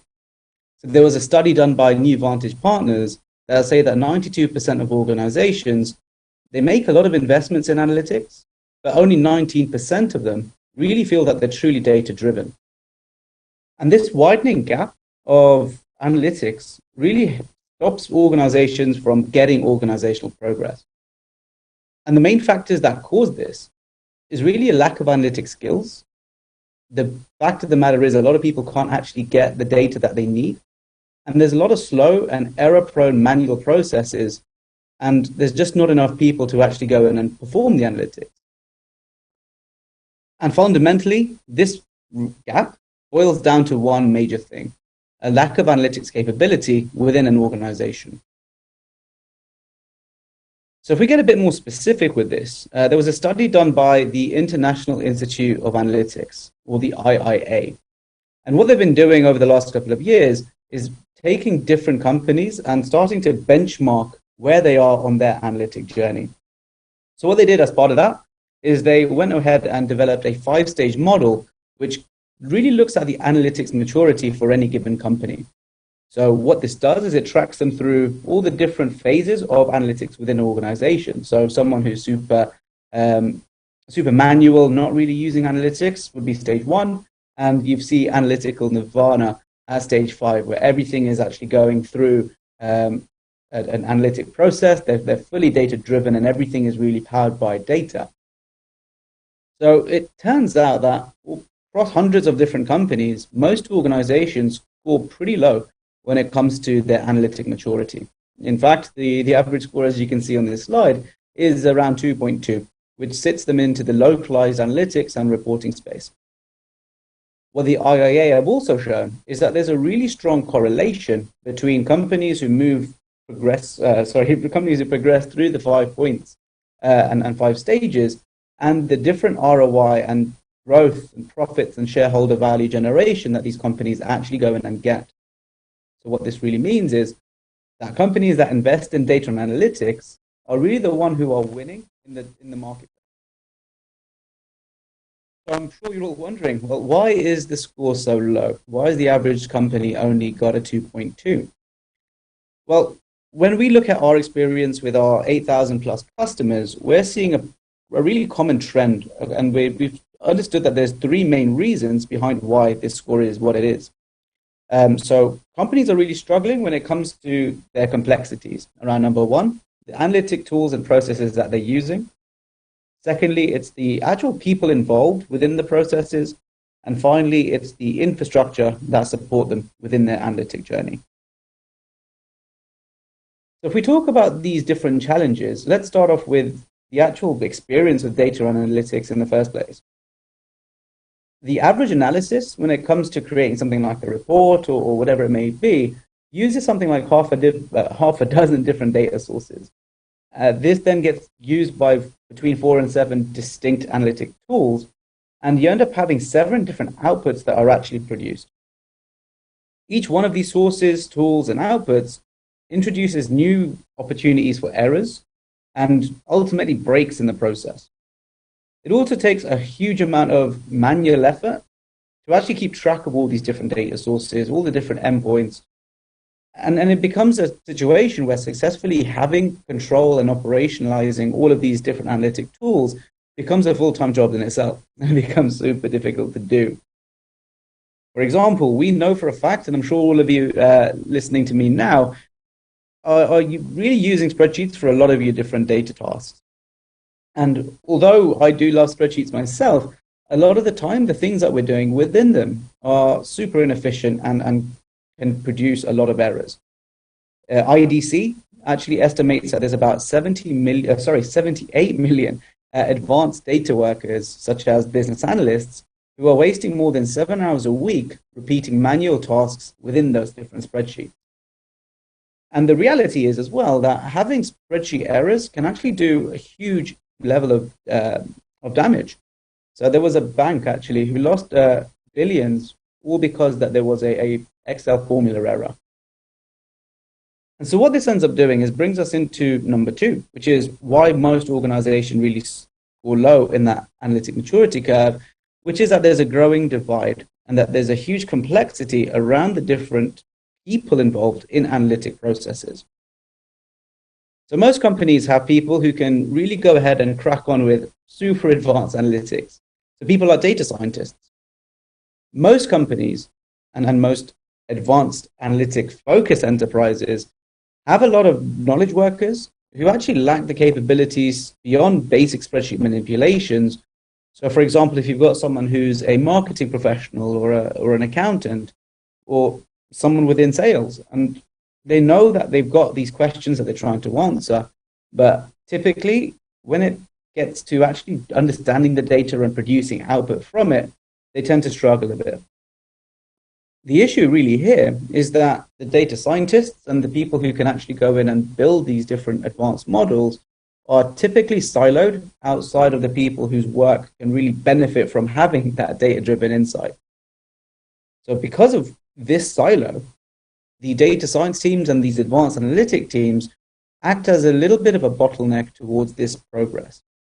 And because no one else in the business actually has the skills to analyze and interpret the data, you end up in a situation where these teams become overwhelmed with a huge amount of work to do, as well as the business as usual analytic tasks that they've got on hand as well.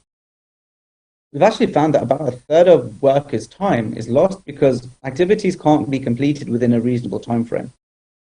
As a result of this, business users are typically forced to take matters into their own hands to really get the data and the answers that they need, which is why we go back to having that over-reliance in spreadsheets in the first place. And finally, on the third reason behind that analytic maturity score is that complexity or lack of clarity, I should say, around the strategy of infrastructure that really supports the data and analytics. We find that a lot of organizations, the majority of them in fact, are really evaluating their go-forward cloud strategies. And these decisions really help dictate where the data actually lives and the architecture around their tech stack in the first place. There was a study done quite recently by Harvard Business Review saying that 81% of organizations say that the cloud is really, really important when it comes to the organization's future around strategy and growth. So what we've done so far is really touched on why organizations aren't performing as much analytics as they could be, and only scoring around a 2.2 out of 5 on the analytic maturity spectrum. And to recap those points, it's around complexities around the tools and processes that are in place when it comes to analytics, complexities around the people involved in those processes, as well as the data and infrastructure that supports them.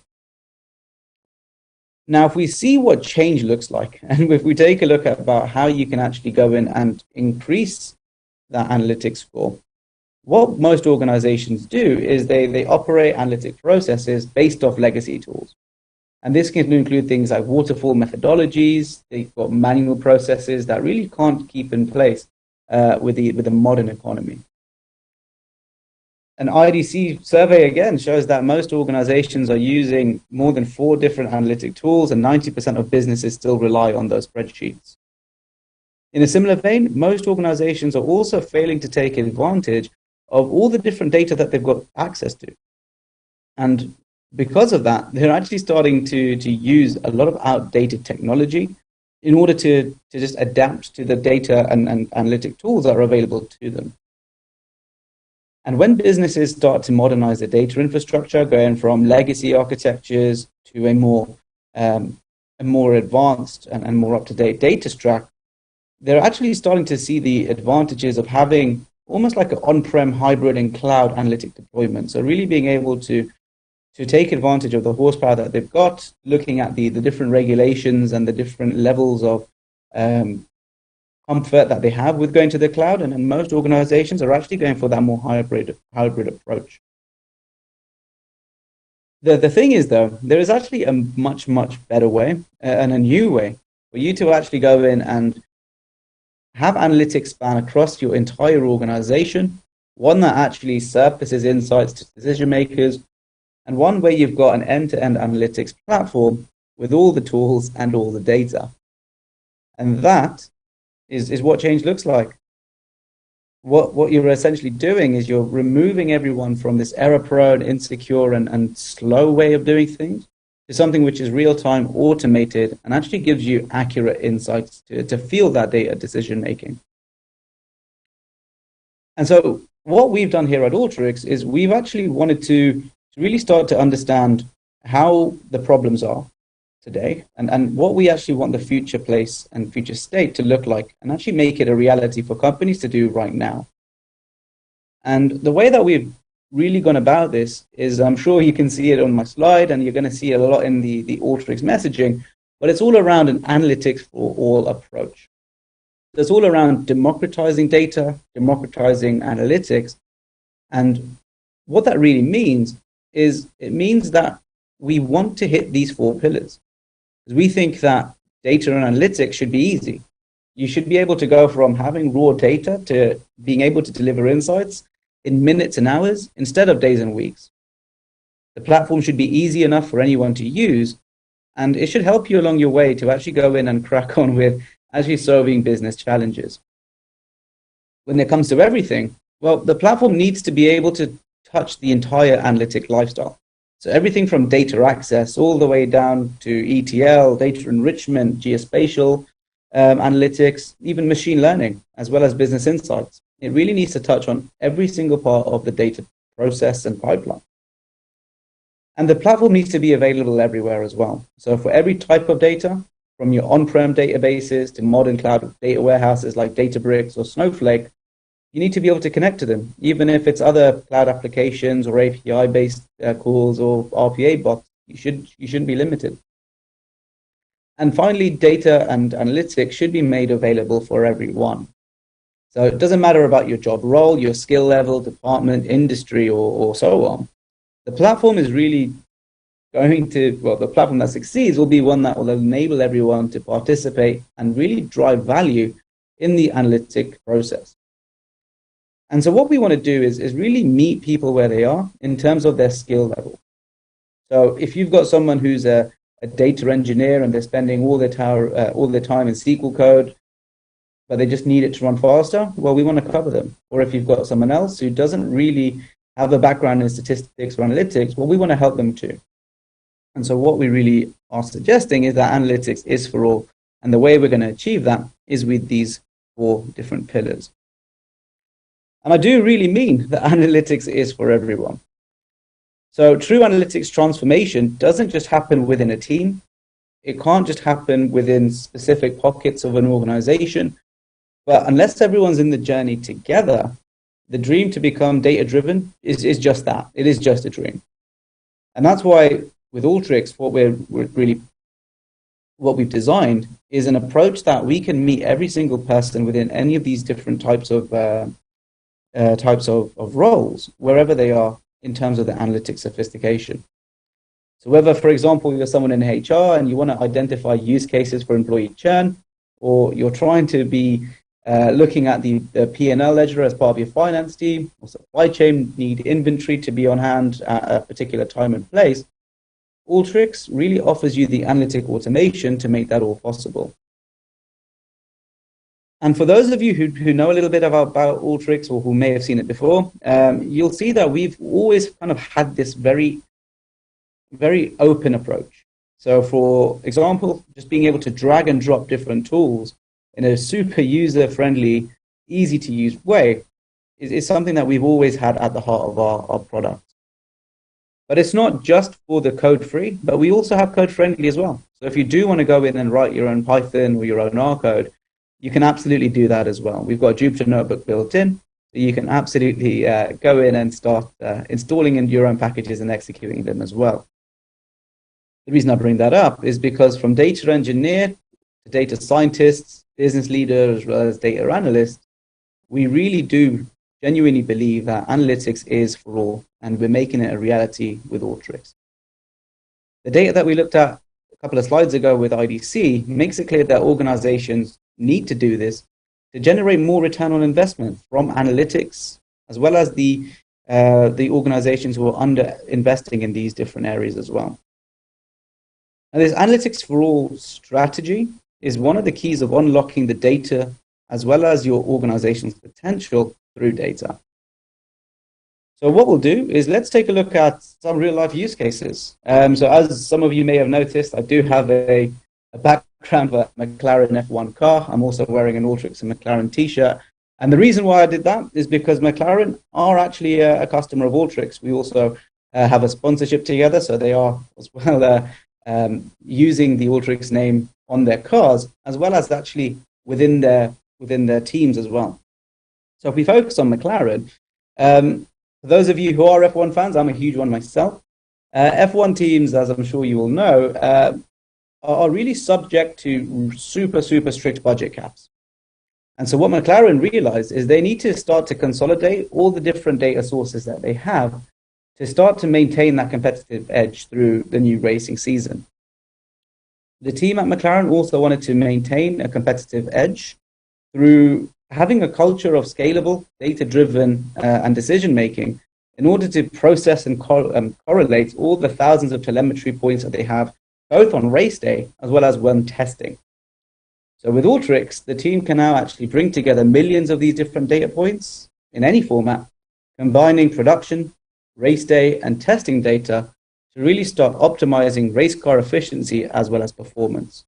And so the stat on the screen in the middle there really just shows that they were able to do 30 million race simulations and analyze them all directly within Alteryx.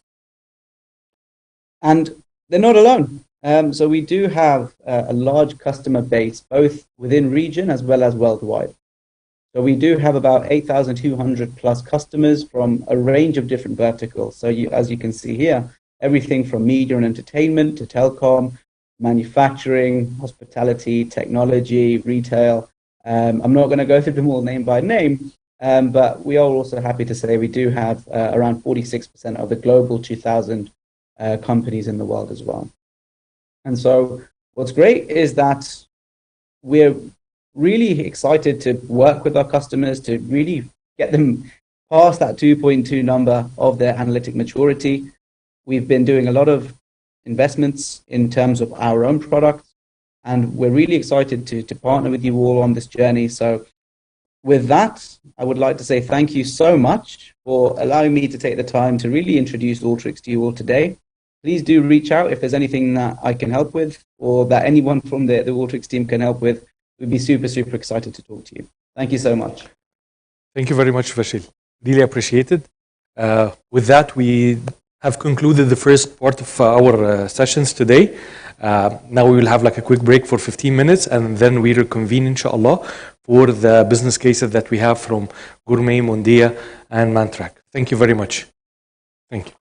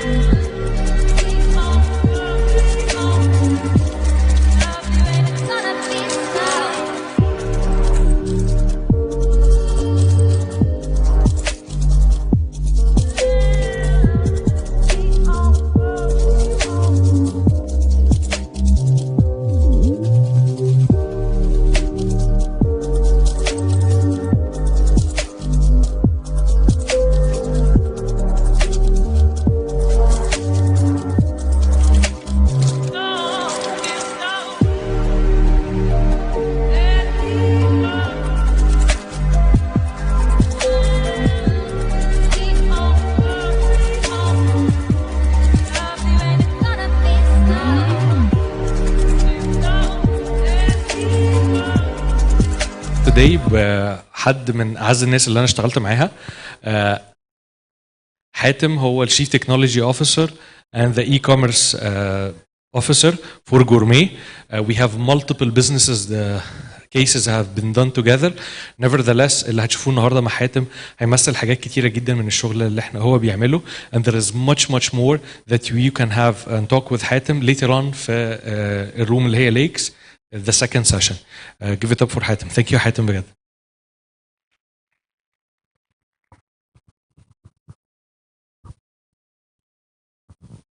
Hi, I'm Hatem. I've been working for Gourmet for almost 11 or 12 years right now. آخر 4 سنين احنا كنا مهتمين شوية بالdigital transformation approach وابتدينا نبريك داون البيزنس بروسيس into small processes وابتدينا نشتغل عليه. عملنا مثلا transformation for digital transformation for the warehouse system and the replenishment system. من احد المشاكل اللي بتواجه الناس في الاندستري بتاعه الجروسريز mainly is the out of stock rate والreplenishment forecast. We applied an AI system called Drillix الفترة اللي فاتت بيعمل sales forecast automatically وبياخد in consideration multiple factors مش بنقدر ناخدها في المانيوال process. يعني for instance as a sample كان مثلا احنا we do have delivery hubs and we do have in store. لما بيتغير درجة الحرارة البيهيفير بتاع الكونسيومر بيتغير والناس بتبتدي تشتري البرودكتس اونلاين او through home delivery instead of going to the shops. فبيبتدي السيستم يتيك in consideration درجة الحرارة وال other factors والسيزوناليتي and then بيعمل replenishment اكتر للهابس بستوكات اكتر شوية ويقلل الستوكات عندي في الستور. وعملنا ديجيتال ترانسفورميشن للايفن المانيوال تاسك اللي بتتعمل اون ديلي بيزس زي ان انا بخش اروح اتشيك اب على الفريش بروديوس اتشيك اب على الاكسبايريز all that operation is being done. بس having all these systems ابتدى يبقى عندنا boxes كل سيستم شغال لوحده فابتدينا ناخد in consideration الداتا integrity where we integrate all the data and we get them all to a data warehouse. الفترة اللي فاتت آخر 4 سنين احنا كنا شغالين مع Pegasus. They helped us a lot ان احنا refine ال KPIs ونبتدي نبص على ال most important KPIs on time. ده الهيستوري بتاع جورمي في الاي كوميرس. جورمي كانت ابتدت في 2011 اول اي كوميرس سيستم and we ended up to a new e-commerce system 20 اخر 2022. طيب. Applying a digital transformation approach across the business processes ده قدر يساعدنا بنسبة كبيرة جدا ان احنا نطلع من 2017 sales of 5.6 million ل دلوقتي we are talking about 300 million 2022.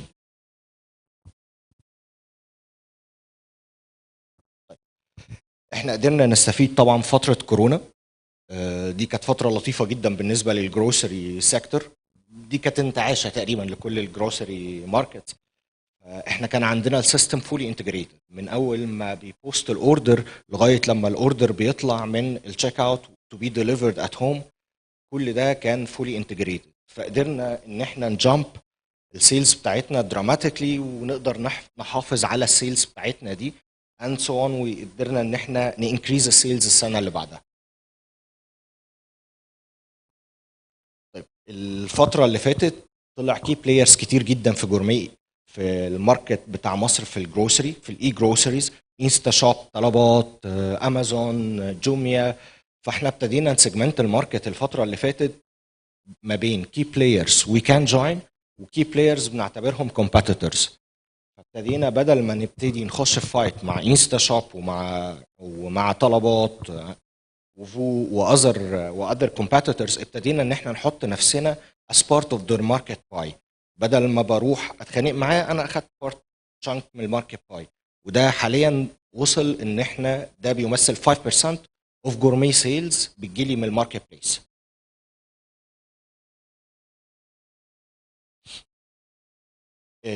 ده شكل الاي كوميرس يوزرز والجروس بتاع الاي كوميرس يوزر. طبعا السنه دي كانت سنه لطيفه جدا علينا كلنا، سبيشالي في الدولار والدفع والادز. انا طبعا مش قادر اعمل ربع الادز اللي بقدر اعملها، والبنك المركزي بيجيبنا بعد اول 50,000 جنيه فبضطر فمش عارف اعمل ادز. فعشان كده عندي دروب في 2022، وابتدينا نتوجه لتشانلز ثانيه اعرف اتحرك فيها عن طريق ان انا بعمل ديلز مع فودافون، بعمل ديلز مع اورنج، بعمل ديلز مع كوربريتس تانيين، وابتديت انتروديوس شانلز جديده. طيب الفتره اللي فاتت everyone has an e-commerce، وبقى الناس كلها عندها e-commerce، وابتدى لازم يبتدي نعمل some sort of differentiation between our services provided to the consumer على السيرفيسز الثانيه. الناس في الجروسري الاي جروسري believe that the future of the e-grocery relies within the personalization. النهارده if I'm following a vegan diet for instance, it doesn't make any sense to keep following me with meat products on daily basis. يعني انت كده بتضايقني، مش you are not using a market channel، ده كده بتضايقني. فابتدينا نعمل some sort of personalization. personalization عندنا بيتم عن طريقتين، طريقه based on AI artificial intelligence بيبتدي segment الكونسيومر بناء على الكليكس والبيهيفير and so on، وطريقه تانية عن طريق ان انا بجاذر انفورميشن زي الدايتري انفورميشن واللايف ستايل that you would like to follow وابتدي اشتغل عليها. طيب دي bunch of studies كده كانت معموله على البنفيتس اوف personalization، وusually people expect a return of at least 20% increase in sales when you personalize your system. فابتدينا نشتغل على الحته دي recently في جورمي، بقى لنا سنه ونص تقريبا to have a fully personalized solution. في solutions موجوده فيها some sort of personalization but it's not end to end. يعني if we take Carrefour as a reference, Carrefour ابتدى يابلاي a personalized search and it's one of the best e-commerce. I'm not talking about the services, I'm talking about the e-commerce platforms. دي sample of a personalization as a teaser of what we can do. ابتدينا نجذر الانفورميشن من هي it's not that clear بس الناحيه دي. هنا في dietary information if I'm following a keto diet, if I'm following a vegan diet, a vegetarian plant-based, and then بحط الالرجيز. انا واحد من الناس انا عندي مشكله كبيره، بناتي الاثنين عندهم الرجيز، واحده عندها الرجيز من الستروبريز والثانيه عندها الرجيز من الميلك برودكتس. فمش ببقى شايف كل مره البرودكتس دي هل دي سيف ان انا اجيبها لهم ولا لا، especially when we are talking about fresh produce and you are talking about products بتتصنع في مصانع، فمش شايف. فابتدينا نعمل some sort of personalization based على الاكونت preferences والdietary information، وابتدينا السيستم يبتدي يعمل زي notification ليا to take care this item doesn't comply with your diet. هو basically هنا مثلا انا حطيت الدايتري انفورميشن هنا in red، هي مش باينه بس هنا السيستم is telling me that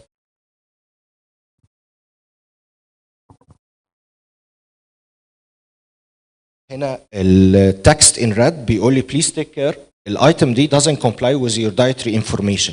انت جايب برودكت فيه ميلك، فبيجي لي زي نوتيفيكيشن بتساعدني. احنا عملنا زي ريسيرش، عملنا زي ستادي وخدنا فوكس جروب من حوالي 300 واحد من الكاستمرز بتوعنا، وابتدينا عملنا زي سيرفي معاهم كمان على الفيتشرز اللي هم محتاجينها. وكان من اهم الفيتشرز اللي الناس شايفاها would represent an easier shopping experience ان انا ابتدي اوفر لهم الدايتري انفورميشن والالرجيز to avoid اي مشاكل ممكن تطلع. الفتره اللي فاتت زي ما احنا قلنا احنا ابتدينا في جورمين ان احنا نسجمنت الكاستمرز الكومبيتيتورز بتوعنا مين وي كان جوين and مين وي كونسيدر as threats. الكومبيتيتورز in red we consider them as threats، in blue we were able to manage some sort of deals with them، وابتدينا نحقق سيلز من طريق البلاتفورمز بتاعتهم. بل بالعكس امازون احنا داخلين معاهم في some sort of partnership عن طريق الوير هاوسز بتاعتنا، وقدرنا ان احنا نجرو سيلز بتاعتنا. دخلنا 5% of the overall sales بقت بتجي لي من الماركت بليس and it's all seamless operation. يعني بيجي لي منهم حاليا قد ستور من الجونه، زي ستور الجونه بيجي لي سيلز منهم لايك ستور الجونه. ستور الجونه كلفنا رقم كبير جدا. لا definitely I will not go. كلفنا زي ارقام فريش فود، بس قدرنا نجيب السيلز، نفس السيلز دي from an application ومش محتاج ريسورسز جديده. احنا بنبليف ان السكسس فاكتورز في الفتره اللي جايه is providing a personalized experience، ونوفر نسهل الشوبينج اكسبيرينس على الكونسيومر والانتجريتي اوف داتا. and since we have everything integrated قدرنا نعمل a lot of marketing automation على الاكزيستنج بيز. احنا كنا شغالين مع بيجاسوس الفتره اللي فاتت اخر 5 سنين، وصار lot to build unified data warehouse داخل فيه حوالي 10 او 12 سيستم، من ضمنهم الاوتوميشن الارتفيشال انتليجنس فور ريبلانشمنت سيستم.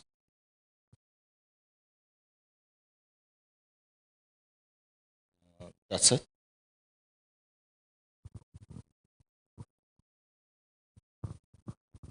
Thank you very much يا حاتم. I really appreciate it. Wonderful presentation and I really appreciate it. Thank you very much.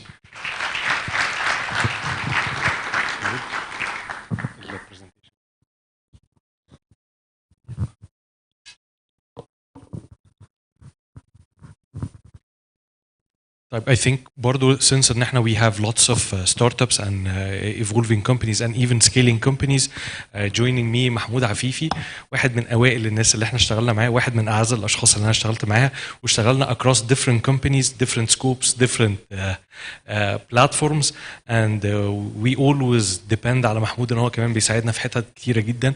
give it up to محمود CTO of Mondia. هو هيكلمنا اكتر على entrepreneurship, how to build a successful platform and taking it more beyond even Egypt and so on. Thank you Mahmoud for joining. Thank you. Thank you. Hello everyone, this is محمود عفيفي. أنا أعرف أحمد يمكن من 6 سنين يا أحمد دلوقتي 6-7 سنين حاجة كده يعني. طيب I co-founded T-Bay Mobile as a CTO أعتقد 2014، وفي الوقت ده كان قليل جدا عدد الستارت ابس في مصر، او الستارت اب سين كان لسه جديد يعني ما كانش فيه لسه الباز اللي حاصله اليومين دول. واحمد طلب مني ان انا بس اشير معاكم كده يمكن الكي سكسس فاكتورز اللي ممكن اي حد يحاول يمشي عليها علشان ينجح الشركه بتاعته او الستارت اب. طبعا ما اقدرش اقول ان هي دي يعني السيكريت صوص او هي دي السيلفر بولت، ثانك يو، بس هي دي الحاجات اللي اشتغلت معايا. اعتقد مش هتلاقوا فيها حاجات كتير مختلفه قوي عن ممكن بتقروه على لينكد ان او قريتوه في كتب من الكتب المشهوره، بس يعني انا برضو حبيت ان انا اشير معاكم ايه اللي نجح معايا وايه اللي اشتغل معايا انا كمحمود. يعني بالمناسبه انا اشتغلت از كو فاوندر وسي تي او في تي باي لايك فور 5 years، وبعد كده اشتغلت از مانجنج دايركتور لمونديا ايجيبت اوفيس، ده كان سوفت وير هاوس كبير للجروب، وبعدين اشتغلت از تشيف ديليفري اوفيسر لنفس الجروب من دبي، وحاليا سي تي او لمونديا باي. ومونديا باي هي تيبيكال لتي باي موبايل تقريبا، نفس الفكره. هي بيمنت جيت واي يعني فينتك، بس شغالين على الترناتيف بيمنت ميثودز، ما بنشتغلش مع البنوك المركزيه، اكتر شغالين مع الموبايل اوبريتورز، بنانيبل الناس تقدر تدفع بالكريدت بتاع الموبايل بتاعها، ده اللي بنسميه الاير تايم، ثرو تكنولوجي كول دايركت كارير بيلينج او دي سي بي. ببساطه لو حضرتك بتحاول تسبسكرايب في او اس ان او شاهد او واتشت او كده، هتلاقي في دايما اوبشن ان انت تدفع بالموبايل. تدفع بالموبايل هنا معناه ان انت بتدفع من الكريدت اللي موجود على الموبايل، او بتتحط على الفاتوره بتاعه البوست بيد على الشهر اللي جاي.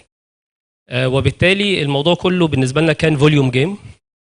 لما بدانا في 2014 كتي باي موبايل كنا اول بلاير في الريجن يبدا الموديل ده، ان هو ينيبل الناس تدفع فور ديجيتال سيرفيسز اند ديجيتال جودز يوزنج الاير تايم از ا كونسبت.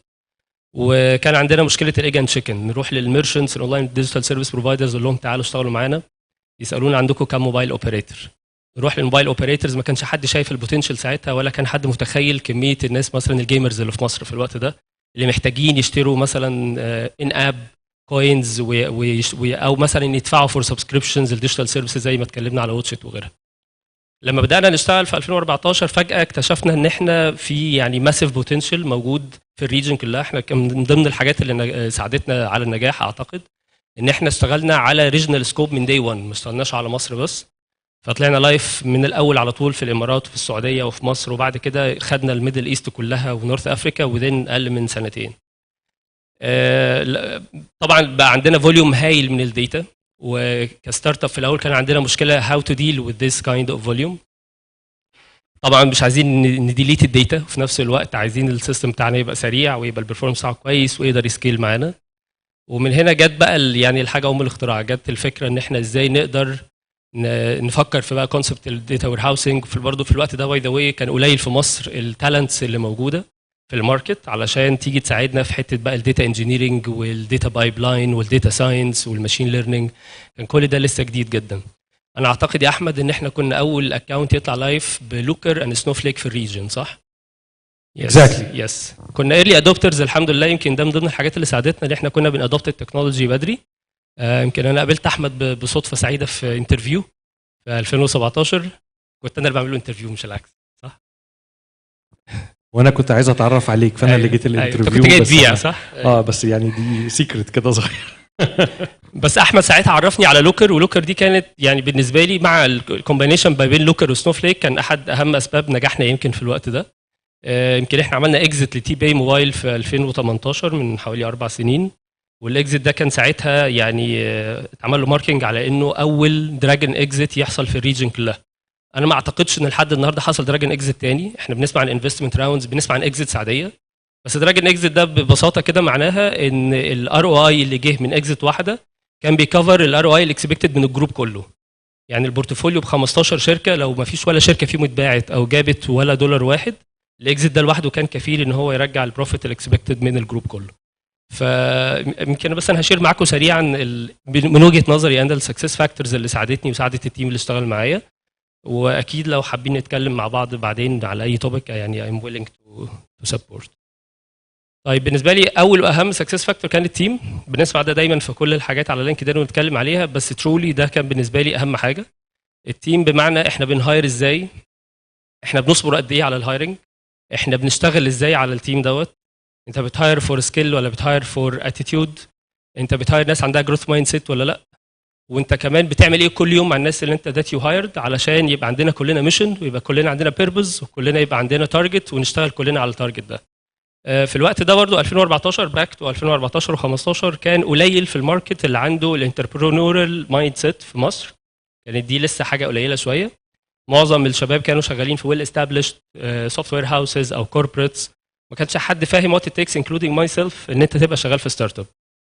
ادوبتنج المايند سيت دي وان انت تبقى فاهم ان انت هتعمل كل حاجه and that you are be wearing like dozen of hats every day، وان انت تبقى فاهم ان انت هتشتغل عدد ساعات كبير جدا جدا، وان في ريسك كبير ان انت اصلا الستارت اب ما تكملش او ان احنا نقفل بعد شويه شهور، ودي حاجه طبيعيه جدا. الوقت ده كانت المايند سيت دي مش موجوده، فكان صعب جدا علينا كمان الهايرنج. كنا نكلم النتورك بتاعتنا او نكلم اصحابنا او نحاول نقنع حد يجي يشتغل معانا، كان الموضوع صعب قوي. لدرجه ان انا اعتقد قعدت سنه ونص معايا 1 ديفلوبر، only me and one developer and of course the CEO كان معانا واحد سيلز بس لمده سنه ونص. والسنه الاولانيه عاده في اي ستارت اب بتبقى هي اصعب سنه، وبتاخد مجهود كبير جدا وبتبقى محتاجه مومنتم شديده علشان نزق الشركه اوف ذا جراوند. لكن بعد كده الموضوع بقى خلاص، بقى اسم الشركه بدا يتعرف شويه، بقى اسهل علينا حبه ان احنا نهاير ناس. لكن انا حابب اكد بس على معلومه، انت بتجيب انهي حد يشتغل معاك في الشركه، وازاي تفكر كويس جدا في المايند سيت بتاعت الناس اللي بتجوين. بناء على خبرتي انا، كل الناس اللي جم وعندهم previous experience about التلكو او about البيمنتس او about حتى الدي سي بي as a specific type of payment ما ساعدونيش كتير. ليه؟ لان معظم الناس دي بتبقى جايه عندها predefined templates، بيبقى عندها موديل معين اشتغلت فيه في الكوربريت بتاعتها. يعني مثلا انا كنت شغال في الوقت ده مع مصر مع 3 اوبريتورز الكبار اللي موجودين في مصر، وفي الريجن يعني في السعوديه بقى مع اس تي سي، وفي الامارات مع اتصالات ودو هكذا. لما حاولنا نجيب ناس من فودافون مثلا او من اتصالات في مصر، كان عندنا مشكله ان الشباب متعودين على سبورت فانكشنز كتير جدا حواليهم. هو بيعمل فيري سبيسيفيك رول جوه الاوبريتور، يبقى صعب عليه جدا ان هو يادوبت فكره ان احنا هنعمل كل حاجه، او ان مفيش حد يساعدني في الحته دي، او ان انا هبريزنت الصبح الكاستمر وبالليل هشتغل مثلا let's say بري سيلز، وبعد الظهر هشتغل اكونت مانجر، وممكن بكره الصبح هشتغل في الاوبريشنز. اللي ساعدنا يمكن احنا اكتر حاجه ان احنا كل الناس اللي جبناهم في الوقت ده 14 15 16 ما كانش عندهم اي بري ديفاين تمبلتس، كانوا كلهم بيورلي فريش بيبل.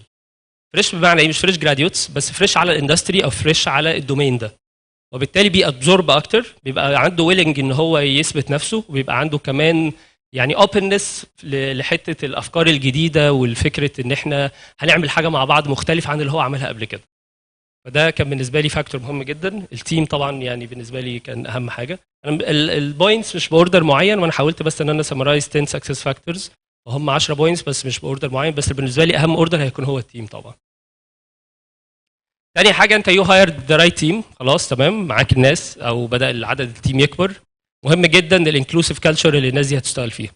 احنا هنعمل ايه مع بعض كل يوم؟ عارفين الكالتشر هي انتولد اجريمنت ما بيننا وبين بعض. احنا بنيجي المكتب كل يوم بنعمل حاجات معينه، الحاجات دي هي خلاص بتمثل الكالتشر بتاعت المكان.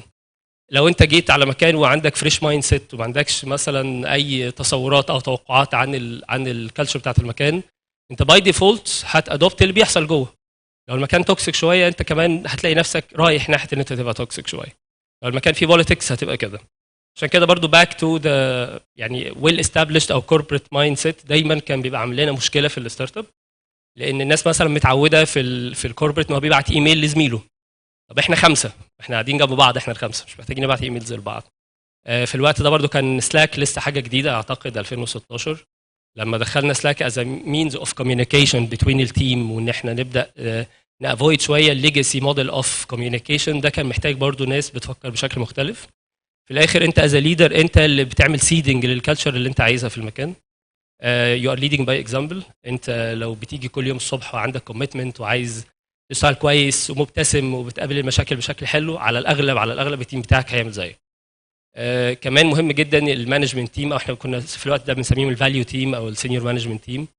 المانجمنت تيم لازم هو كمان، لان الميدل مانجرز والناس الدايركتورز او ايا كان التايتلز بتاعتهم اللي شغالين، هم كمان ليهم عامل مهم جدا جدا في بناء الكالتشر اللي موجوده جوه الشركه. فالكالتشر بالنسبه لي كانت تاني اهم حاجه يمكن بعد البيبل. بعد كده كونسيستنسي. طبعا في الستارت اب مود احنا كان ممكن نشتغل تقريبا 18 ساعه في اليوم. اكيد انتوا دلوقتي هتسمعوا عن اكتر من 200 300 ستارت اب فيمس من مصر. انا كنت لسه في تكني سوميت من اسبوعين وشفت عدد مهول من الستارت ابس، ما شاء الله حاجه تفرح. 14 15 برضو كان الموضوع قليل قوي في الوقت ده، واحنا كمان ما كناش لسه قادرين نفهم وانا ليه بشتغل كل عدد الساعات دي كل يوم مش بخلص، الشغل ما بيخلصش. يعني انا افتكر ان انا ربنا رزقني بابني الثاني قبل ما جوين تي بي يمكن بشهرين. انا ما شفتش الواد ده غير وهو عنده 4 سنين مثلا تقريبا. يعني ليه؟ انا باجي من الشغل هو نايم، بصحى الصبح اروح الشغل وهو مثلا على حسب الستيج بقى في الحضانه او لسه نايم او ربع دخل المدرسه كده يعني. فالكونسستنسي مهمه جدا، لان في اوقات كتير جدا وانت شغال بالعدد الساعات المهول ده بيجي لك لحظات انهيار، لحظات ضعف، بيرن اوت، بتحس ان انت خلاص مش قادر تكمل. مش انت لوحدك، بتكلم مع التيم كله. فكره ان التيم يبقى موتيفيتد والناس بتسبورت بعض وعندنا هدف اجين وعندنا بيربز، ده مهم جدا جدا للنجاح. احنا عندنا بيربز. باي ذا واي يعني كان في الوقت ده حاجه جديده على السوق المصري ان يبقى فيه الايكويتي شير، الكونسبت بتاع الفانتوم شير بروجرام، ان احنا نعامل الناس اللي شغاله في الشركه على انهم اونرز من دي 1 ويبقوا ماضيين على شيرز بتاعتهم. فانت اخترت الحد الصح، والحد الصح ده كمان بقى شريك مؤسس في الشركه بشكل او باخر. ده كمان بيدي موتيفيشن جامد جدا للشباب ان هم يدوا احسن حاجه عندهم ويدوا اكتر حاجه. بس اجين علشان تقدر تنجح انت والتيم بتاعك لازم تو مينتين سيرتن ليفل اوف كونسستنسي، وده محتاج يعني شغل كبير جدا على الايموشنز وشغل كبير جدا على المايند سيت بتاعت التيم. سبيد اوفر بيرفكشن، ده برضو كان واحد من المودلز ذات وي ادوبتد. احنا كنا بنحاول نبني حاجات بسرعه جدا، حاجات ميبي تبقى ديرتي سولوشنز في الاول وبعدين جيت ات ماتيورد اوفر تايم. كنا بنشوف العكس بيحصل في شركات تانية، ده بيبقى احد عوامل يمكن مش هقول الفشل بس التاخر شويه في السوق، ان الشباب بيحاولوا يعملوا اوفر انجينيرنج او يحاولوا يعملوا حاجه السولوشن ان فيري بيرفكت واي قبل ما يطلع لايف. ما اعرفش انتوا عارفين ولا لا، بس من الاحصائيات بتقول ان دايما من احد اهم اسباب نجاح الستارت ابس او الشركات بشكل عام مش الفكره ولا الانفستمنت على قد ما هو التايمنج. التايمنج مهم جدا جدا. انت بتنزل ممكن يكون عندك فكره هايله بس تتاخر شويه يكون حد غيرك عملها، او الفكره هايله بس الوقت بتاع الاحتياج بتاعها خلص حد مثلا كان بيعمل حاجه ليها علاقه بالكوفيد وبتاع، الكوفيد خلص، حد كان بيعمل حاجه ليها علاقه مثلا ب let's say مش عارف الورك فروم هوم او بتاع، وبعد كده الناس ترجع المكاتب وهكذا. فالتايمنج مهم جدا. عشان احنا كنا فاهمين ان التايمنج مهم قوي، كنا بنحاول نشتغل بسرعه جدا على قد ما نقدر. افتكر ان احنا لما طلعنا لايف بتي باي في الاول كنا بنسبورت الكونسبت بتاع الوان تايم بيمنتس بس، وبعدين جالنا بارتنر في الامارات قال لنا بس انا عايز سبسكريبشن. قلنا له نعمل لك سبسكريبشن بسيطه خالص. قال تعملوه ازاي؟ ده الموضوع ده بياخد وقت كبير جدا. I still remember ان احنا خلصنا اول فيز او البيتا فيرجن من السبسكريبشن موديل بتاع تي باي في اسبوع واحد. لدرجه الناس ما كانوش مصدقين، فكرنا بنضحك عليهم. احنا اديناهم بقى اليو ار الز والاي بي ايز وكده، فبداوا يجربوا الحاجه موجوده فعلا على الستيجنج انفايرمنت.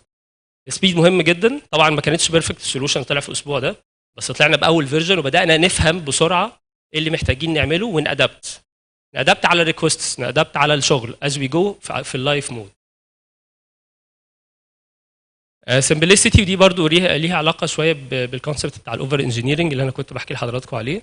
في تندنسي طبيعيه جدا عند اي سوفت وير انجينيرنج تيم او اي حد بيفكر بشكل لوجيكال او اي مهندس بشكل عام، ان هو يبقى ماتيكيلس ويبقى عنده تندنسي باي ديفولت انه يعمل حاجه كويسه قوي تبقى بيرفكت قوي، ان هو يعني اتعود على كده او هو اتربى على كده في مدرسته في كليته في شغله. وده بيتسبب بشكل كبير قوي ان المنتج التام النهائي بيبقى فيري كومبليكيتد، وده بيعمل لنا صعوبات كبيره جدا في التحول او التطور او ان احنا نبقى فليكسبل يعني انف.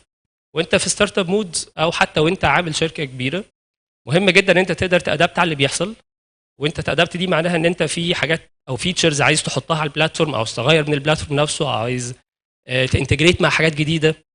ده عمره ما هيحصل والسيستم بتاعك فيري كومبلكس. كل ما يكون كومبلكس كل ما هتلاقي الكوست اوف تشينج عاليه جدا، وهتلاقي الكوست اوف انتجريشن ميبي تبقى عاليه جدا. وعشان كده لو انت كمان عايز تطور البلاتفورم بتاعك من جنريشن لجنريشن هتاخد وقت كبير قوي. الشطاره ان انت تقدر تعمل حاجه يعني كويسه قوي بتميت الديماند at the same time تبقى very simple. simplicity يعني واحد من اهم يعني الديزاين فاكتورز المهمه جدا في الاركتكتشر بتاع اي بلاتفورم. وليه بتكلم على بلاتفورم؟ لان انا خبرتي في اخر 10 سنين كانت بلاتفورمز. عارفين الماركت فيه برودكت بيزد بروجكت بيزد اند بلاتفورمز. برضه في الوقت ده كان كونسبت بلاتفورمز جديد على السوق بتاعنا شويه. كنا نسمع عن سوق مثلا في الماركت، كنا نسمع عن شويه حاجات نقدر نصنفها على انها بلاتفورم، لكن بشكل عام البلاتفورم مشكلته ان هو الاب تايم بتاعه مهم جدا وشغال على طول. ما عندكش كونسبت ان يبقى عندي داون تايم او عندي وقت ما فيهوش ترافيك نقدر نشتغل بالليل على انهانسمنتس او على الفيرجن الجديده. فالبلاتفورم ليه نيتشر مختلفه عن البروجكتس وعن البرودكتس. فوكس ده مهم قوي، وده انا بقوله لكل الشباب اللي موجودين وكل الناس اللي شغاله في الفيلد بتاعنا، خاصه لو حجم التيم بتاعك مش كبير قوي، وخاصه لو انت في فيز معينه من التايم بتاع الشركه بتاعتك. لازم تركز جدا جدا جدا على الميشن. بنشوف ناس كتير ديستراكتد بيحاولوا يعملوا حاجات كتير قوي ات ذا سيم تايم، ما بيقدرش يعمل بريك ثرو في ولا حاجه منهم.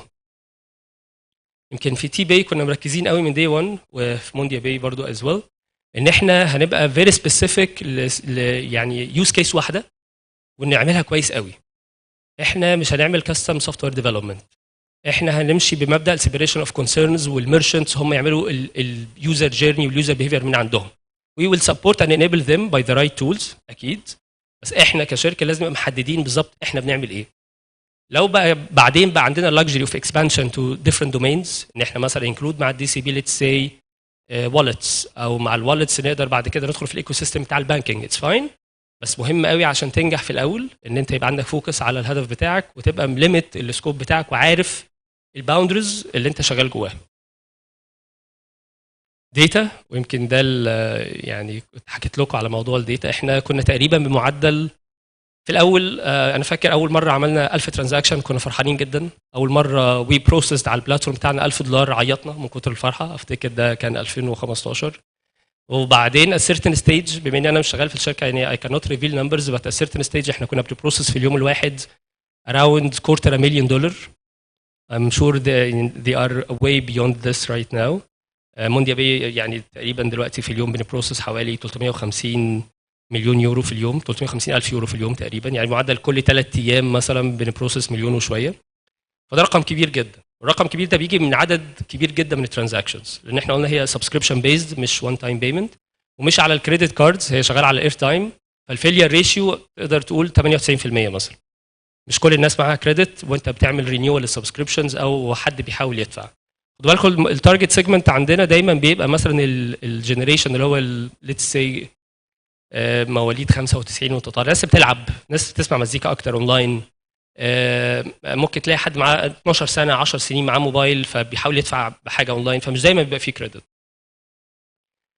فاحنا ايفينشولي اكتشفنا ان احنا تقريبا من 2016 واحنا طالعين كده بمعدل كل 10 ايام بيبقى عندنا مور ذان 3 تيرا بايتس اوف داتا موجوده عندنا في الداتا ستورج بتاعنا، وده رقم مخيف جدا. كنا فاهمين وعارفين من day one that we have like a gold mine، بس ما كناش قادرين او ما كانش عندنا نمبر 1 النو هاو، ما كانش عندنا التولز اللي تساعدنا ان احنا نقدر نطلع انسايتس من الداتا دي and to productize الداتا او الانسايتس او الاناليتكس into a product that we can sell in the market. لما اشتغلنا بقى مع سنوفليك وقدرنا ان احنا نعمل الانتجريشن ما بين سنوفليك اند لوكر، سوري انا مش عارف ايه اللي حصل. ساعتها قدرنا فعلا نكونسيوم اكتر تمام ثانك يو. ساعتها في الوقت ده قدرنا نكونسيوم مع اكتر ليتس سي الداتا اللي موجوده احنا كبلاتفورم، قدرنا نيوتيلايز اكتر التولز اللي حوالينا، وقدرنا ان احنا نطلع end to end product that our merchants can use to enhance their cycle and to enhance their user engagement and to make sure that all of us are making money out of the data.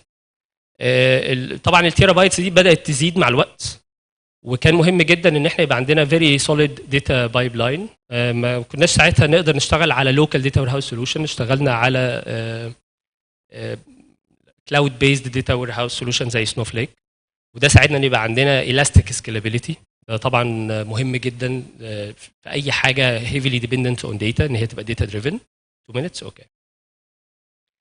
وبعد كده قدرنا ان احنا يمكن زي ما حاتم كان قال من شويه نعمل بقى يوزر سيجمنتيشن، ونقدر نعمل شيرن اناليتكس، ونعمل وات وي كول يوزر بيهيفيرال اناليسيز، وقدرنا نعمل عدد كبير جدا من الباراليل برودكتس. ولوكر كان ميزته بالنسبه لنا ان هو كان سيلف ريبورتنج بي اي تول، فكان اي حد في الشركه واي بارتنر كمان يقدر يبني الانسايتس بتاعته بنفسه. اوتوميشن، لان وانت شغال في ستارت اب مود مهم جدا ان انت تعتمد اكتر على البروسيسز الاوتوميتد بروسيسز، مش هتقدر ان انت تسكيل بالهيومن فاكتور طول الوقت، ولازم تمينتين جود ريشيو ما بين الكوست بتاعتك، والكوست دايما كانت عندنا هي اكتر حاجه البيبل او المان باور والسيرفرز او الستورج او اي حاجه ليها علاقه بالتولز. فكان من داي 1 عندنا تركيز على فكره ان احنا ازاي هنعتمد على الاوتوميشن في الانتجريشن مع البارتنرز او في الاوتوميشن حتى في الانترنال بروسيسز بتاعتنا. ده كان مهم قوي حتى في التستنج مثلا، علشان نقلل الاعتماد قوي على المان باور او الهيومن فاكتور، ونعتمد اكتر على التولز وعلى الاوتوميتد بروسيسز. في الفاست كان مهم جدا ان احنا نجرب، وده برضو نصيحه لاي حد، جرب كتير، اغلط كتير، بس اغلط بسرعه وجرب بسرعه، لان من غير ما تجرب كتير مش هتعرف ايه احسن باث ان انت تاخده. مش دايما في بيست براكتسز في الماركت ذات يو كان فولو، بنسبه كبيره بتلاقي في حاجات انت اللي بتكتشفها او انت اول حد تعملها. فمهم جدا التجربه، والتجربه معتمده قوي على برضو المايند سيت بتاعت التيم، وان هم they can embrace and accept الفيلير. يعني في تيمز بتبقى خايفه تجرب عشان مش عايزه تفيل، وده غلط جدا. احنا لازم نامبريس الفيلير ونعتبر ان ده يعني تقدم بالنسبه لنا، او ده بروجرس مهم جدا جوه الشركه. continuous development، ودي اخر حاجه، الفيدباك لوب اللي بيجي طول الوقت من الانترنال سيرفيز او من الفيدباك اللي جاي من البارتنرز او حتى من الانترنال رود ماب ذات يو ار بيلدينج فور ذا تيم. مهم جدا ان انت تشتغل على كونسبت الكونتينوس ديفلوبمنت every day every month every year، وان شاء الله باي تايم هتلاقي يعني good results. I'm done. Thank you and looking forward لو حد محتاجني يسالني في حاجه. Thank you. Thank you very much يا محمود. Really appreciate it بجد.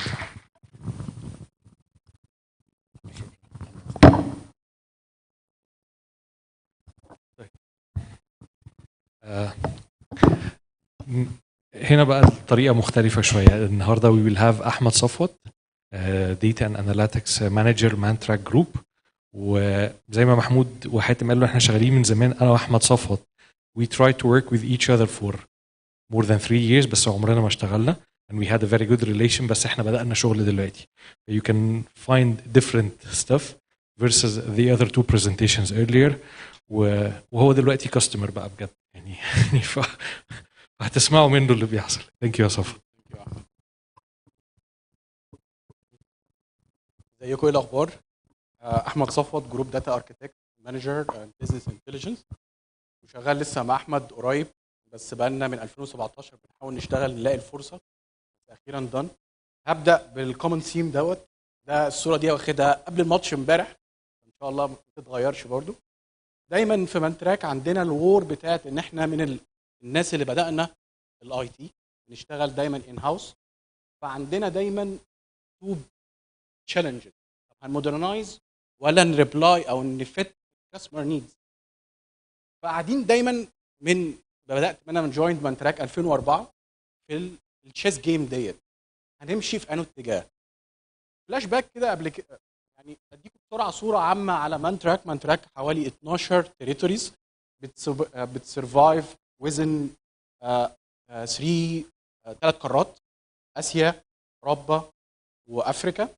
عندنا different cultures، African cultures، European cultures، طبعا Egyptian. دايما عندنا الحته بتاعت ان الكاستمر عايز ايه، طب وهنديله السولوشن ازاي. فلاش باك لازاي الداتا وير هاوس بتاعت مانتراك اتبنت. احنا من اوائل الناس اللي بدانا الداتا وير هاوس، كانت 2004. كنا لاب لمايكروسوفت في الداتا وير هاوس ثرو كل البلاتفورمز اللي عملتها مايكروسوفت فور داتا وير هاوس اند داتا مارز. السؤال اللي بدا دايما بالاونرز والتوب مانجمنت اللي خلى مانتراك بنت الداتا وير هاوس، احنا بنكسب كام وبنصرف قد ايه. دي كانت الستارت ان احنا نبدا من 2004 بس نعمل ستاتيك ريبورت بيقول كل سيجمنت كسبت قد ايه، خسرت او اتكلفت قد ايه، وكسبنا قد ايه. من 2004 بدات الانيشيال انيشيتيفز ان احنا نزرع مايكروسوفت از ا بارتنر، نبني ان هاوس مانتراك داتا هاوس. دخلنا مشينا في حدود 8 سنين عمالين نكبر مانتراك از داتا وير هاوس، وجينا في 2017 بدانا نبص هو ايه اللي التشالنجز اللي عندنا. لقينا الداتا وير هاوس كبرت قوي، مش عارفين نغير، مش عارفين نمودرنايز، مش عارفين نحول حتى ندخل سيستمز جديده اللي هي كاتنج ايدج سيستم زي سيلز فورس. في 2017 اولموست بدا انها حركات الثوره، بس الثوره جوه مانتراك. نجيب تولز ونجربها، نلاقيها غاليه نرميها، نشتري نجيب سيستم لان داتا بلاتفورم نلاقيه ريجيد شويه، محتاجين فيندور يساعدنا، نزهق من فيندور نمشيه. جينا في 2020 بدات البانديميك، حركات بقى ايه ان احنا السرفايفل، احنا عايزين نبيع بس. فالاي تي قاعد ساكت، لا قال لك لا احنا كمان هنلعب احنا كمان. فبدانا نتفرج الناس اللي بره بتشتغل ازاي، بتعمل داتا وير هاوس ازاي، المودرنايزيشن شكلها ازاي. وبدانا نفتح حركات التغيير جوه الداتا وير هاوس. فلاش باك هنلاقي ان دي المودرن اركتكتشرز. عندنا ليجاسي سيستمز من سنه 2000، عندنا كاتنج ايدج سيستمز، عندنا حركات تغيير في الاي ار بي، كلها في الاخر عشان نسبورت البيزنس نيدز، سواء بقى ريبورتس او كاتربيلر از مين ديلر عايز مننا داتا او داشبوردز او وات ايفر. بدايه تاني زي ما قلت 2004 كان كل التيمز بتاعت البي اي شغاله في اللاير بتاعت الانتجريشن، الترانسفورميشن والريبريزنتيشن لاير. التيم ده بدا يزهق، بدا يدور على اوبورتيونيتيز ثانيه. لقينا وحدينا كده واقف معانا 2 3 واقفين هنا في المس ده، عايزين نعدل مش عارفين، سيستمز جايه جديده مش عارفين ندخلها، ترانسفورميشن لوجيك عمال يتغير، واحنا واقفين في مكاننا. زي ما بنقول كده دايما في الاي تي، ده السباكيتي دايجرامز اللي عندنا. طب ايه اللي حصل تاني؟ بدا في اون بريم سيستمز، في كلاود سيستمز، في تولز بدات تظهر جديده. ليه؟ الناس عايزه تطلع ريبورت، فبدا كل واحد يشوف السكه بتاعته ازاي يطلع ريبورت ويشتري ديجيتال ابلكيشنز. وصلنا لحاجه اسمها الداتا سايلوس. كل اداره او كل بزنس يونت او وات ايفر عنده جزء من الداتا عمال يلعب بيه ويطلع ريبورتس للتوب مانجمنت. التوب مانجمنت يقول له انا بشوف الرقم ده هنا حاجه، عندي الديبارتمنت دي حاجه، طب مين لسه فيكم الصح؟ ودخلنا في كونفليكتس وانديفايند رولز. ان اديشن الناس بدات تحاول تجود، فكل واحد بقى يستخدم تول يطلع بيها ريبورت، فكل ديبارتمنت بقى بيجي لها كمان ريكويستس من البيزنس عشان يساتسفاي ريبورتنج ديماند. طيب ده وقفنا كتير قوي، احنا عايزين نطور. رحنا لقينا ان احنا عندنا حبه تشالنجز. التشالنجز ليها علاقه طبعا ان اي سيستم زي باور بي اي او اي تولز دلوقتي بقت السيلف سيرفيسز، بقى عندنا انكمبليت داتا وير هاوس مودرنايزيشن انيشيتيفز، الريسورسز زهقت مشيت من عندنا، بقى في جاب ما بين الاندرستاندنج بتاع التوب مانجمنت والاوبريشنال ليفل، كل واحد بيطلع رقم غير الثاني، وفي الاخر وصلنا اللي عندنا حاجه اسمها شادوينج اي تي. كل اداره عندها واحد بيفهم شويه مكمل على عايز يطلع ريبورت ويعمل ابهار للتوب مانجمنت بتاعه، يقول له لا ما تقلقش، احنا عندنا احنا الاي تي هنعمل كل حاجه اللي احنا عايزينها. تمام؟ طيب لما بدانا نتكلم عايزين نمودرنايز، بدا يجي لنا زي ريزيستنس من اليوزرز ديت، يوزرز حقيقيه بس انا واخد منهم الوردز بتاعتهم.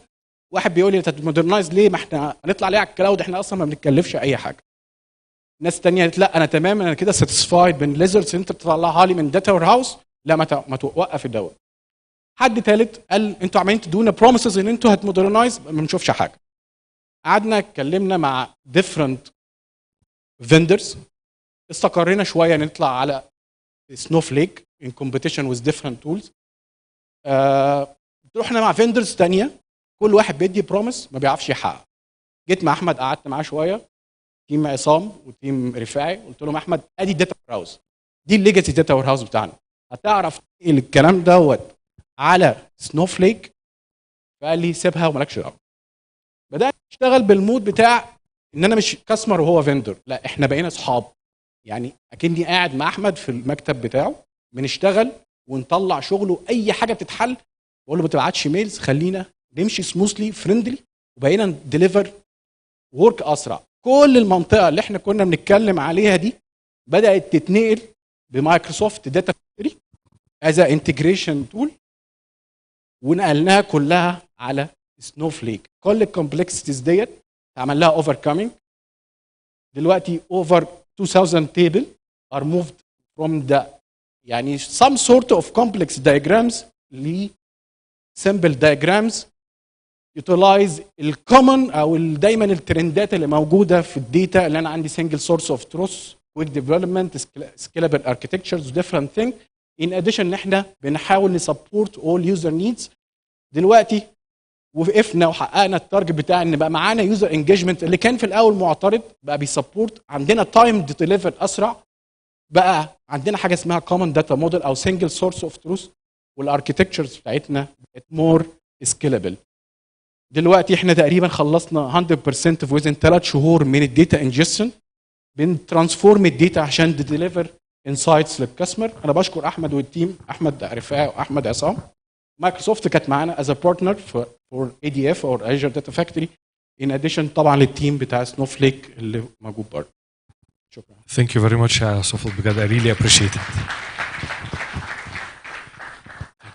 Thank you. حبيبي. طيب احنا هناخد كويك بريك فور لايك هاف ان اور، وان شاء الله بعد كده هنتجه للرومز بتاعتنا. الروم اللي احنا موجودين فيها دي دلوقتي will be 100% dedicated for InfoBip for the rest of the day. It will be 3 sessions. You choose out of them. I think في اول واحده ريتيل، تاني واحده فاينانس، ثالث واحده ريتيل. If you went to the other south room وهي قدام ال اسمه كوفي بريك اريا، هتلاقوا فيه 2 سيشنز سنوفليك and 1 التريكس. والروم اللي في الاخر الكوريدور خالص هي دي اللي هيبقى فيها اول برزنتيشن لبيجاسس. It will be discussion على business cases and how we can support you. تاني سيشن هتبقى meeting the speakers اللي موجودين معانا النهارده، حاتم وصفوت ومحمود. دي تاني سيشن. تالت سيشن هتبقى unlock assist. ف looking forward ان احنا نشوفكم في اغلبيه السيشنز ان شاء الله. Now we will go for a quick coffee break. Thank you.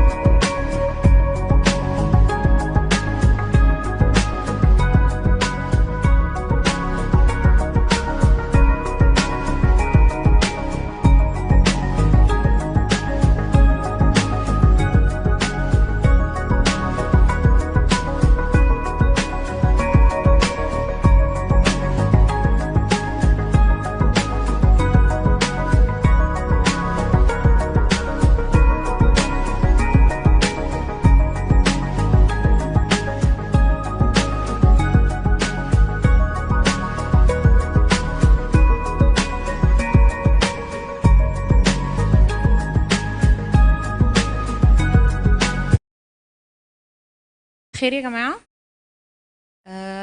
أنا ريم مباشر من InfoBip. أنا and my colleague عبد الرحمن we're part of the sales engineering team في InfoBip covering Egypt. هنبقى mainly النهاردة بندeliver ليكوا a couple of demos to see how the platform عندنا works and how it helps you deliver a better customer experience. الديموز النهارده هتبقى هنبتدي الاول بالريتيل and then we will go through a financial services demo and then we'll repeat تاني الريتيل يعني. خليني كده ابتدي معاكم. احنا هنعمل ايه برضو عشان تبقوا مجمعين شويه الجيرني بتاعتنا في الديمو هتبقى عامله ازاي and how it can be replicated across your industries. هو الناس اللي قاعده الاندستريز كلها ريتيل ولا what type of industry دلوقتي عشان ابقى بماب conversation يعني. حضرتك industry ايه؟ telecommunications. اوكي. تمام perfect. اوكي perfect match. في حد طيب هنا مش ريتيل اندستري؟ فاينانس. اوكي. maybe the second demo will be more يعني. اوكي. طيب احنا what we do في InfoBip ان احنا we try with our solutions to cover the whole customer journey for your end users. Starting with activating and onboarding the customers بتوعكم او ال end users. زي for example how to welcome newly registered customers. ازاي ممكن نبتدي نقدر نعمل lead generation من خلال التولز بتاعتنا to capture and acquire new customers. ازاي ممكن نشare onboarding videos and facts ليها علاقه ب how to activate the customers on the different platforms that we offer for your end users. تاني phase بنسبورت فيها هو السبورت والengagement مع ال end users بتوعكم. whether for order making, order inquiries زي when will my order be delivered for example, tracking, changing delivery time, automated notifications. كل ما يعني زي ما كان توم كان بيتكلم كده and how we can create relevant notifications لل end users that cover كل ال order life cycle بتاعتهم بحيث ان هم يبقوا على طول informed about where their order is. in addition طبعا to الفاكس والكومبلينز whether الفاكس دي related to مثلا اقرب فرع للستور اللي هم بيتكلموا معاه ايه product inquiry امتى البرودكت ده هيرجع في الستوك. كل ده بيسبورت الحته بتاعت السبورت اند انجيجمنت في الكاستمر جيرني. واخر حاجه retain and grow، ان خلاص احنا we acquired we activated the customer and we are operating this customer and supporting him on daily basis. how we can retain بقى and grow الكاستمر platform بتاعنا يعني whether بقى loyalty programs specialized personalized notifications للcustomers دي satisfaction surveys to understand where do we stand with our end users وايه هي ال areas that we can enhance with our end users. فاحنا basically النهارده في الديمو we will be leveraging our product. كان امثل ادى كده hint عليها mainly الشات بوت building platform بتاعنا اللي هو answers together with conversations which is our omni-channel digital contact center and moments which is our omni-channel marketing automation tool. الثري تولز دول هنستخدمهم عشان نستيميليت الكاستمر جيرني. هنبقى mainly بنفوكس على الليد جنريشن. we will have like a form كده هيستيميليت ان احنا عاملين زي ad campaign whether on Facebook QR code او حتى على الويب سايت عندكم. This will trigger a new customer profile عندنا on the platform and then you will see how we can start engaging مع الكاستمر ده through making an order and how we can help him inquire later on على الاوردر status بتاعته. And finally we will close with how we can retain this customer وهنستخدم ال use case بتاعت loyalty points as a sample. How a customer will know about his loyalty points and will be encouraged to leverage these loyalty points to increase again engagement والstickiness بتاع ال end user ده معانا. let me switch كده بقى للديمو نفسه. So far الدنيا كتير what to expect from today's demo في الريتيل ولا حد عنده أي سؤال؟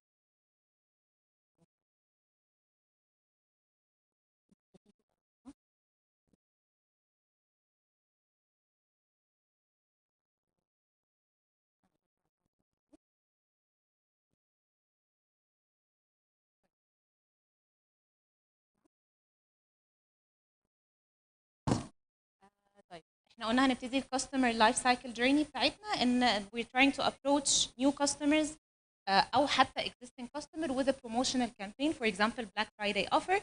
اللاندنج بيج بتاعت الفورم دي can be got من فيسبوك مثلا ad campaign.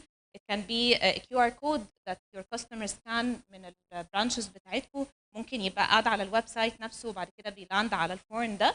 هدف الفورم في الاخر ان انا اجراب الكونتاكت information بتاعت الكاستمر that are interested في البروموشن اللي انا بعمله ده. خليني هامله معاكم الفورم. وانا لو حطيت انتوا سامعيني ولا سامعيني كده؟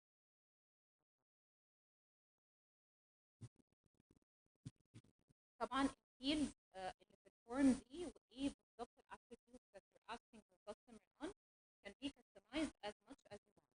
وفكره الاتريبيوتس دي في الاخر عشان ابيلد الكاستمر داتابيز بتاعتي بالحاجات اللي انا هبقى محتاجها بعد كده to segment this database و create relevant بقى campaigns and relevant communication مع ال end user.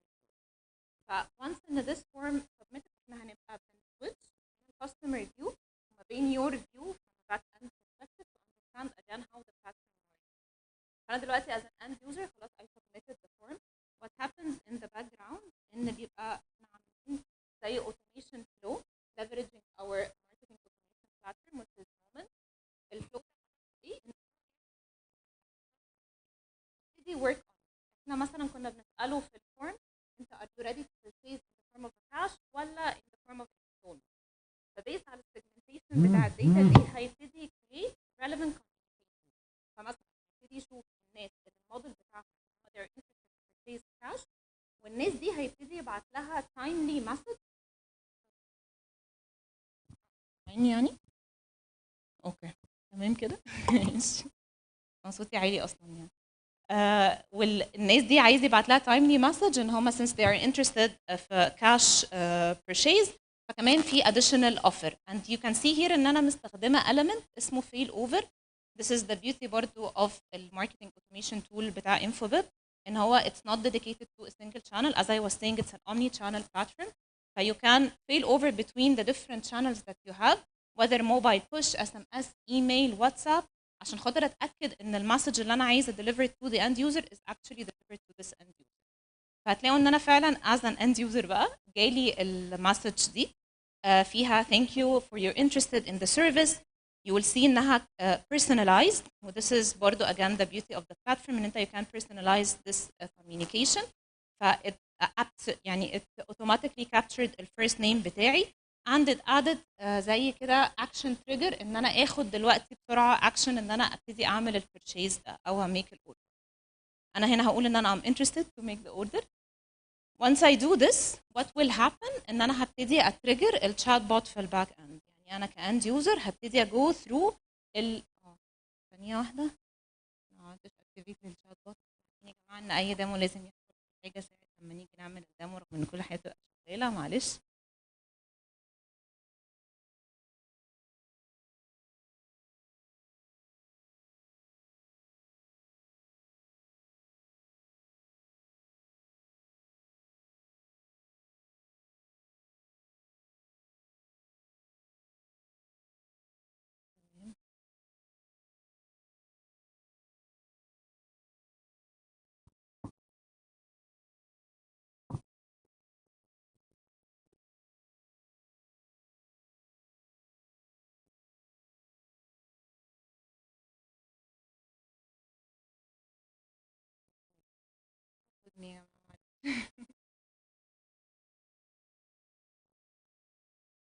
هو بس عشان انا have activated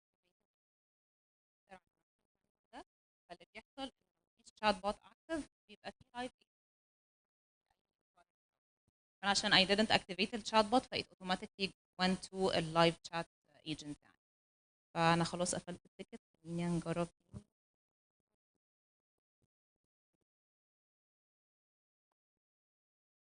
تمام.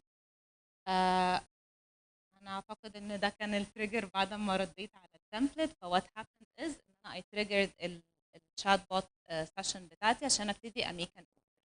الكلام اللي احنا بنتكلم فيه ده النهارده احنا مستخدمين الواتساب as a sample channel since we're doing this event in cooperation with Meta. However, the same can be applied على other channels زي for example Facebook Messenger, زي Instagram Messenger, لايف شات عندكم على الويب سايت او على الموبايل اب. فنفس السيناريو ده ممكن يتعمل على multiple channels يعني. And it can be replicated بقى في كل channel على حسب النيدز بتاعتها. فانا هنا for example هبتدي go through the flow to see how we can implement an end-to-end process على الشات بوت بلاتفورم بتاعنا. فهقول ان انا مستخدمه products بتاعت InfoBip as a sample. I'll say ان انا interested to purchase answers which is our chatbot building platform. One thing that الشات بوت ممكن يعمله ان هو يقدر يفاليديت الانبوت اللي الاند يوزر بيدخله. فور اكزامبل هنا I'm expecting a number. انا عايز ايه الكوانتيتي اللي انا عايزاها من البرودكت ده. فلو الاند يوزر دخل اي حاجه ثانيه الشات بوت بيبتدي يديتكت ان this is not a correct value ويبتدي guide him to enter the correct value in the correct format. فهدخل هنا ان انا عايزه 1 piece. once ان انا اعمل كده هيبتدي يديني بقى بقيه الديتيلز بتاعت الاوردرنج و if I want to add something else to my cart ولا عايزه proceed to check out. فانا I will proceed to check out. طبعا الفلو ده 100% customizable as per your customer journey and your end user journey. ف it can be totally customizable. هيبتدي بقى يمشيني في الديتيلز اللي انا محتاجها to make this order. انا for example هكتب address New Cairo. وكمان it can integrate with back end systems in order to يعني add additional factors او additional value على الكاستمر journey زي مثلا loyalty system. يعني if you have a loyalty system we can integrate معاه عشان ابتدي capture the end user while he's making an order a number of loyalty points اللي عنده and if he wants actually to use these loyalty points. انا مش هستخدمها عشان اوريكم how I will receive a nudge من السيستم again automatically to use these loyalty points. بعد كده هيديني summary للباسكت بتاعي ويقول لي المود اوف payment. هنعمل مثلا on delivery payment and that's it. فاللي حصل في بعد الجيرني دي ان انا كده I implemented an end-to-end journey to how to make an order on the chatbot. Again الداتا دي can be saved either on our own platform او it can be saved كمان على اي back end ordering system. واحنا our platform is fully extensible and fully integratable مع اي back end as long as we have open APIs to talk with this back end systems. وكمان بيبقى عندنا plugins ready made to support الميجر known systems. يعني في CRM مثلا عندنا مايكروسوفت داينامكس، عندنا Salesforce ready made plugins، عندنا Magento for e-commerce. ف we have a full stack of plugins كمان that you can leverage عشان decrease شوية time to market بالبرودكت ده to fit your customer journey.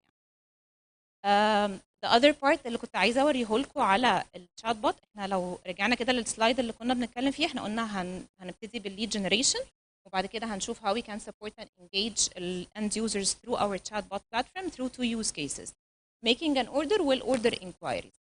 ففي الاوردر inquiries وحاجه كمان additional الشات بوت ممكن يعملها، ان الشات بوت can understand مش بس السيرفيس selection. يعني انا مش لازم ادخل على الشات بوت واختار السيرفيس اللي انا عايزاها، ممكن ابتدي اكونفرس مع الشات بوت ده. انا لو قلت له فور اكزامبل مش انا بكتب بالعربي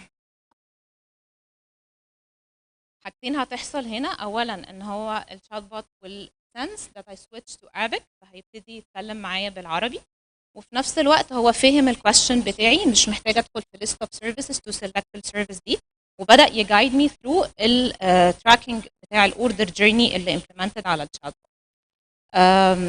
Another thing that the chatbot can do ان احنا at any point في الكاستمر جيرني لو محتاجين ان احنا نسويتش الكونفرزيشن ما بين الشات بوت وما بين اللايف ايجنت whether for requests الشات بوت مش هيقدر يعمل لها fulfillment، او حتى as a fallback action. يعني الشات بوت got stuck at a certain point مع الاند يوزر، فلازم يبقى عندي بلان بي. فبلان بي بتاعتي ان انا ممكن اترانسفورم الاند يوزر ده to a digital contact center live agent. فانا هنا فور اكزامبل لو قلت له ان انا عايزه اعدل حاجه في الطلب، اللي هيحصل هنا ان انا هبتدي السيشن بتاعتي اللي مع الشات بوت دي تتقفل وتتفتح سيشن جديده على الديجيتال كونتاكت سنتر for a live agent to support me. ف I will go to the back end هنا عشان خاطر تشوفوا how it will be viewed from a live agent perspective. احنا كل الريسورسز بتاعتنا او كل السوليوشنز بتاعتنا are accessed from a single portal. فانت from one portal you will have accessibility لكل الشانلز وكل السوليوشنز that you have purchased مع Infobip. conversation زي ما كنت بقول في الاول هو it's an omni channel digital contact center، بمعنى ان it can handle كل الاند conversations اللي مع الاند يوزرز بتوعكم across different touch points بتاعتكم.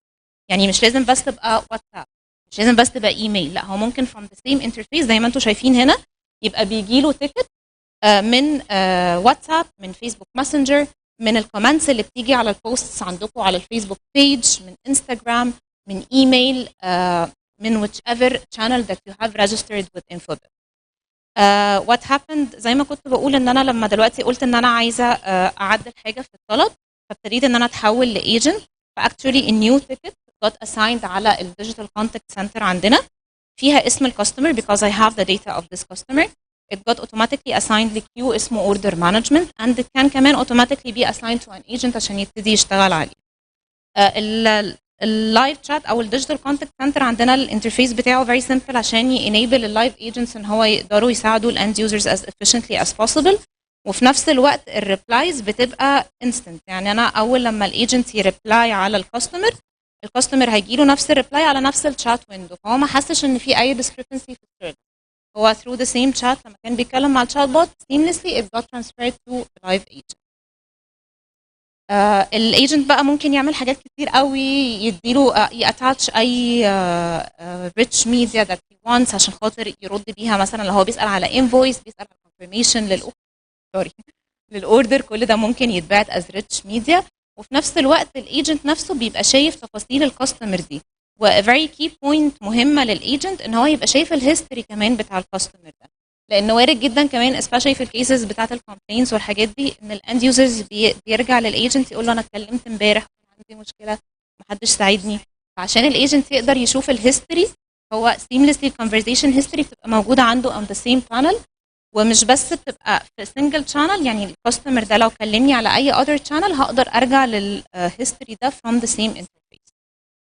once ان الايجنت خلص بيبتدي مارك التيكت دي as solved and we can automatically كمان collect surveys لو عايزين من الاند يوزر to see satisfaction بتاعه مع اللايف chat agent performance.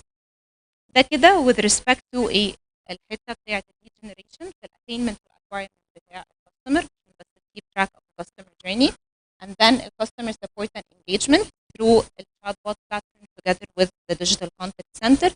كل ده بيبقى backed up عندنا بالcustomer data platform بتاعتنا اللي هي people زي هي الداتا بيس اللي هيبقى فيها البروفايلز بتاعت الكاستمرز بتوعنا اللي بينتراكتوا معانا across the different channels. be it WhatsApp, be it Messenger, whichever channel that they communicate معانا. عشان نبيلد اب البروفايلز دي على حسب الاتريبيوتس او الانفورميشن اللي احنا بنكولكتد من الشانلز دي بنبتدي نبيلد بيها البروفايلز دي. فيو ويل سي هير مثلا ان انا بيبقى عندي الجندر، البيرث ديت، اللوكيشن بتاعي، كل ده على حسب انا بكولكت ايه من الكاستمر. واهم حاجه الكونتاكت انفورميشن، ان انا الكاستمر ده دلوقتي بيكلمني على ماسنجر وبيكلمني على واتساب وبعت لي ايميل، بس I know ان كل الشانلز دي في الاخر is reflecting on the same customer profile. فانا from a single profile I know ايه الشانلز اللي الاند يوزر ده available عليها، و I can كمان understand better on ايه الشانلز اللي هو بيبريفير يكوميونيكيت عليها based على اكتر interaction بيجي على انهي channel ايه. البيبل موديول ده فكرته كلها ان هو بيتراك اللايف سايكل بتاعت الكاستمر، ايه الاكتيفيتيز اللي بيعملها معانا على different channels زي ما كنت بقول لكم، عشان بعد كده يبتدي يكريت relevant personalized communication معاه through our platform بتاع moments اللي هو الماركتنج اوتوميشن. فانا مثلا فور اكزامبل عامله سيناريو ان احنا اي حد هيبقى عنده loyalty point اكتر من 20 هيبتدي هو يسيجمنت الداتا بيز عندنا. وانذر فيتشر ذات وي كان دو ان احنا ممكن نعمل اي بي تيستنج على الشانلز اللي ممكن الاند يوزر يريسيف عليها النوتيفيكيشن دي.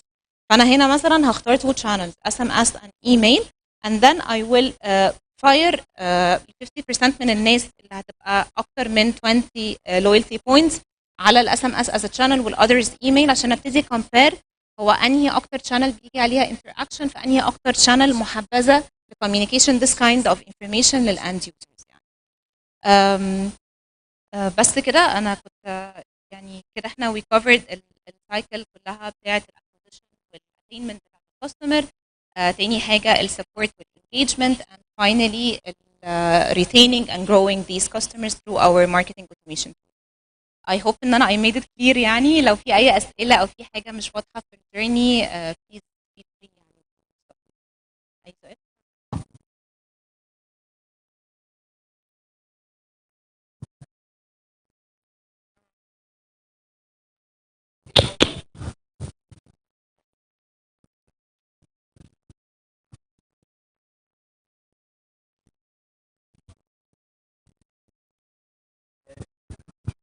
كاستمر اكسبيرينس. شكرا. ان احنا محتاجين نشوف الكاستمر اكسبيرينس او الامباكت كان عامل ازاي بعد ما الكاستمر خد السيرفيس. تمام. فهل يعني البلاتفورم ده او البورتال ده بيقدم يعني ستيب، اصلا ما شفتش في الفيزز ان في حاجه خاصه بالايفال في النهايه يعني. تمام.